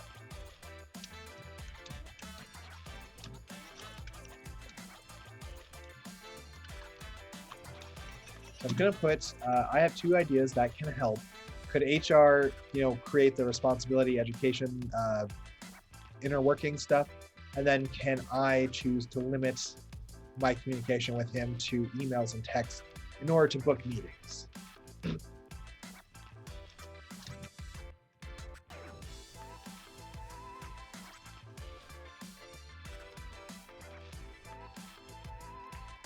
So I can also limit my communication with him to emails and texts.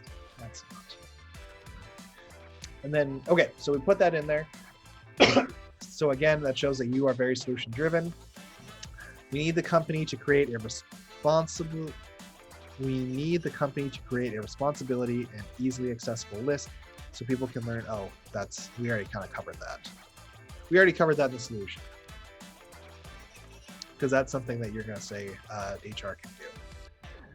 All right, so here we are left with what I would propose as a solution to this problem. So I would assume that this would be a meeting that you're going to have with your manager, and you can let her know, hey, I'm having problems with Bill, and I don't have what I need in order to resolve these problems. So what is this going to do?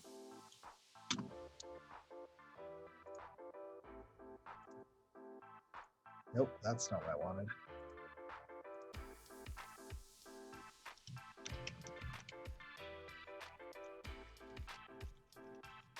So this identifies two problems. A, bill is bothering you. 2, you don't have what you need to resolve the issue. Those are the main 2 problems you're focused on with this meeting with your manager. Next, I need to learn how to resolve issues like this so they are solved for good.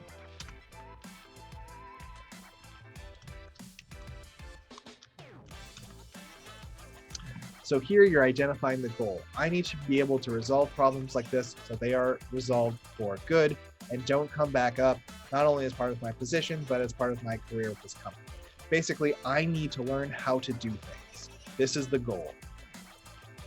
And I need you, my supervisor, to show me how to do this. So we not only identify the goal, but we also increase outside involvement. Well, let's increase manager involvement. So this will get your manager motivated and get them feeling the impact of the behavior so they're a lot less likely to ignore it. That's not what I wanted to do. So next, in the past, I'm assuming there's been no motivation for him to change his behavior. This is providing an opportunity for correction.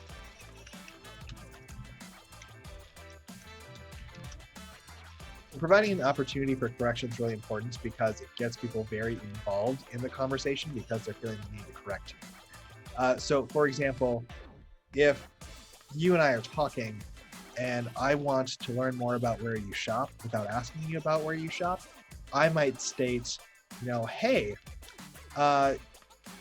you must have gotten those clothes from a very rich friend, or you might have, found them at a thrift shop.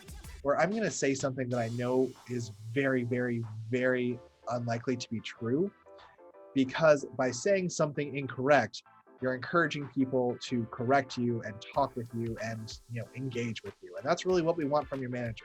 We want her to get involved. We want her to engage. We don't want her to stay on the sidelines and do nothing. So I'm going to make a statement that is an opportunity for her to correct me, tell me why I'm wrong, tell me about the stuff she's tried. Again, getting her more involved with the conversation. So I'm assuming there's been no motivation for him to change his behavior, so it makes sense that he's still doing this. That's showing that you understand why this is happening and you are being very thoughtful about the situation. I could be wrong though. Again, this is highlighting, this is an opportunity for you to correct me. If there were/are consequences, can you tell me about those, not including just chats that you have with him because those are ineffective. So you highlight solutions that are not effective, so they are not, continuously discussed. If I know that this does not work because you've tried it 100 times and I've tried it 100 times, I don't want to keep revisiting the idea. I want to come up with something new, or I want to identify why these solutions weren't solutions, so we can again use that information to come up with something new. Can you tell me about those? If there have not been any consequences to motivate this person to change their behavior, what do you think some reasonable and deliverable consequences would be? So this is also providing a chance to collaborate. Work together. So this is letting your employer know that you're not going to go rogue, you're not going to make a bunch of bad decisions on your own, but you are more than happy to work with them to identify a solution to the problem that not only gets you the solution that you need, but falls within the company's expectations. Companies have such fragile egos. You need to go through so many steps to make sure they feel like this was their idea and they're involved and they get the final say. It's very irritating. All right. So next, I know that there have been other issues that you've been successful in addressing that stop the problem permanently. That's not the greatest wording for that sentence, but my head hurts, so I don't feel like rewriting it. So we are identifying that boss has the ability to solve. Let's we're identifying that, hey, you have the ability to solve this because you've done it before in the past, right? Your boss is probably not going to challenge you on that. They're not going to say, oh yeah, I'm bad at my job and I can't solve problems like this. I don't know how to connect with people. So they're going to, assume they're going to go along with you. They're going to say, yes, I do have the ability to do this and I have done it before.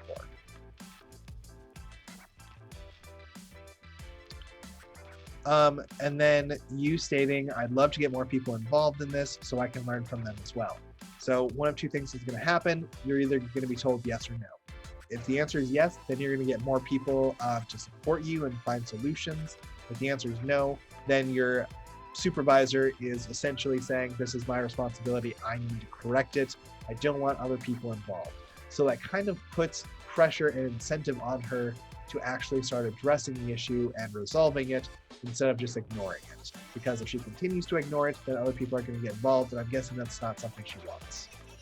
So I'm writing, it creates a forked road option because either we can go down route A, where you solve it and no one else hears about it, or it goes down route B, where we get a bunch of people involved, and then hopefully we as a group can solve it. One thing that's really important when you're trying to get people to do something is to give them options. We don't want to give them commands or demands or say you need to do this, because people will naturally be very resistant and actively do the opposite of what you say. But by offering them choices, they feel less defensive, they feel less on the spot, they feel more in control, and they're going to be a lot more likely to go along with you and your plan, because there's a sense of independence and autonomy because I chose what I did. So instead of saying, are you going to help me, yes or no, it's, yeah, you're going to help me. Are you going to help me through option A, where it's just me and you, or are you going to help me through option B, where it's me, you, and a bunch of other people? So we're eliminating their option to say no. They have to choose either option A or option B. And if they do say no, then that's highlighting that they just don't care and they are not willing to resolve the issue, which is a completely different matter that we're not going to spend time addressing right now because that gets complex and I don't want to assume that. So yeah. So I'm also writing down that you're framing the involvement of others as a positive learning opportunity.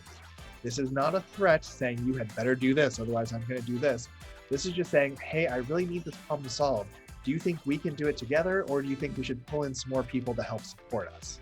That doesn't sound threatening. That doesn't sound like an ultimatum. It sounds like collaboration and problem solving. Tone and words are very important. What you intend on saying doesn't really matter. It's how other people perceive what you're saying. So it's really important to try to stay objective. That way, there's less of a variable on how people can perceive it, and solution oriented, so people know that you're not just complaining over and over again. So next, create objective summaries of the situations, problems you've experienced, solutions you've tried, their outcomes, and how the continued problem impacts you. And what this is going to do is show that you have very clear and effective communication skills. You can really highlight what's being done, if it's working or not, and what the consequence of that is.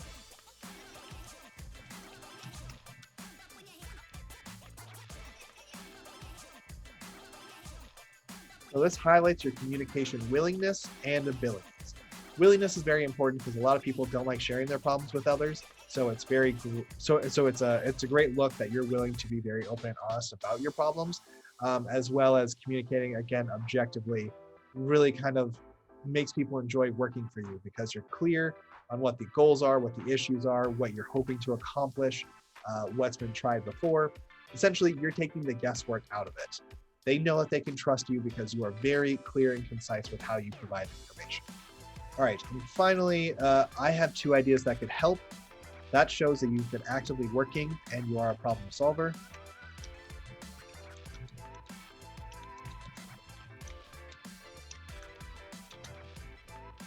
We can get HR involved. I'm just going to kind of skim through this. We can get HR involved, and I can also limit my communication. Getting HR involved means that it shows that you're willing to work with others, which is very important, especially with HR, because HR is very touchy about everything needs to be done our way. And finally, it highlights that you can come up with realistic and achievable plans. This kind of just speaks to your ability as a professional and as an assistant manager that you can solve problems. You are more than happy to bring in other people to collaborate if need be, but if you need to do it by yourself, you have the ability to do that. So that is basically how I would resolve this issue if I were in your shoes. I would let my supervisor know that, hey, I'm having an issue here and I feel like I don't have what's required to solve it by myself. And that's why I need to get you and others involved so we can work as a team to solve it. So my voice is starting to give out, so I'm not going to go through this and read it word by word. But if the black is how we are going to talk with your supervisor, and the red highlights why we are choosing these words or why we are choosing these positions, you're identifying problems, you're identifying goals, you're able to get your manager further involved, you're getting your manager even more involved by giving them the chance to correct you and provide their own knowledge and experience into the situation. You're able to highlight solutions that are not effective. You're showing not only your supervisor, but other people in the company that you're more than happy to collaborate with them, especially when it comes to resolving a problem.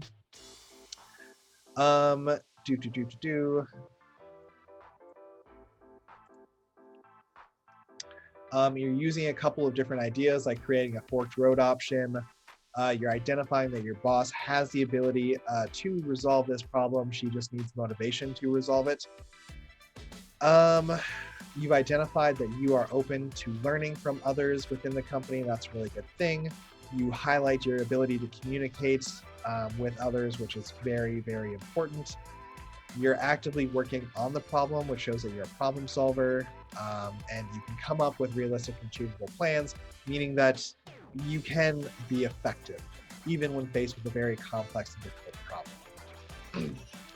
So with all that being said, this was a very long recording, and I'm sure it's going to take me a little while to edit it all, so it's something that's viewable. But yeah, my overall advice would be to have this conversation with your supervisor. Let them know all the information that I've highlighted here. Again, tone and word usage is very, very important. You don't want to enter into the meeting, with the intention of I'm going to make demands and you're going to meet those demands or I'm going to quit. But you do want to go into the meeting with making sure your supervisor understands the perspective. Not that they're just saying they understand, but that they feel the impact of the problem. And you want to motivate them to get involved in a solution so they don't have the option to sit on the sidelines and just ignore everything. Thank you so much for this question. Thank you so much for providing so much information. I'm happy I was able to hopefully help you out. If you have any concerns with the solution, or you want to maybe get some extra input, or you want to practice it a bit, definitely reach out to me and I am more than happy to help with that.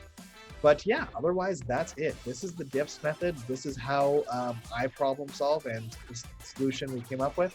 So I hope it helps. Thanks so much. Best of luck.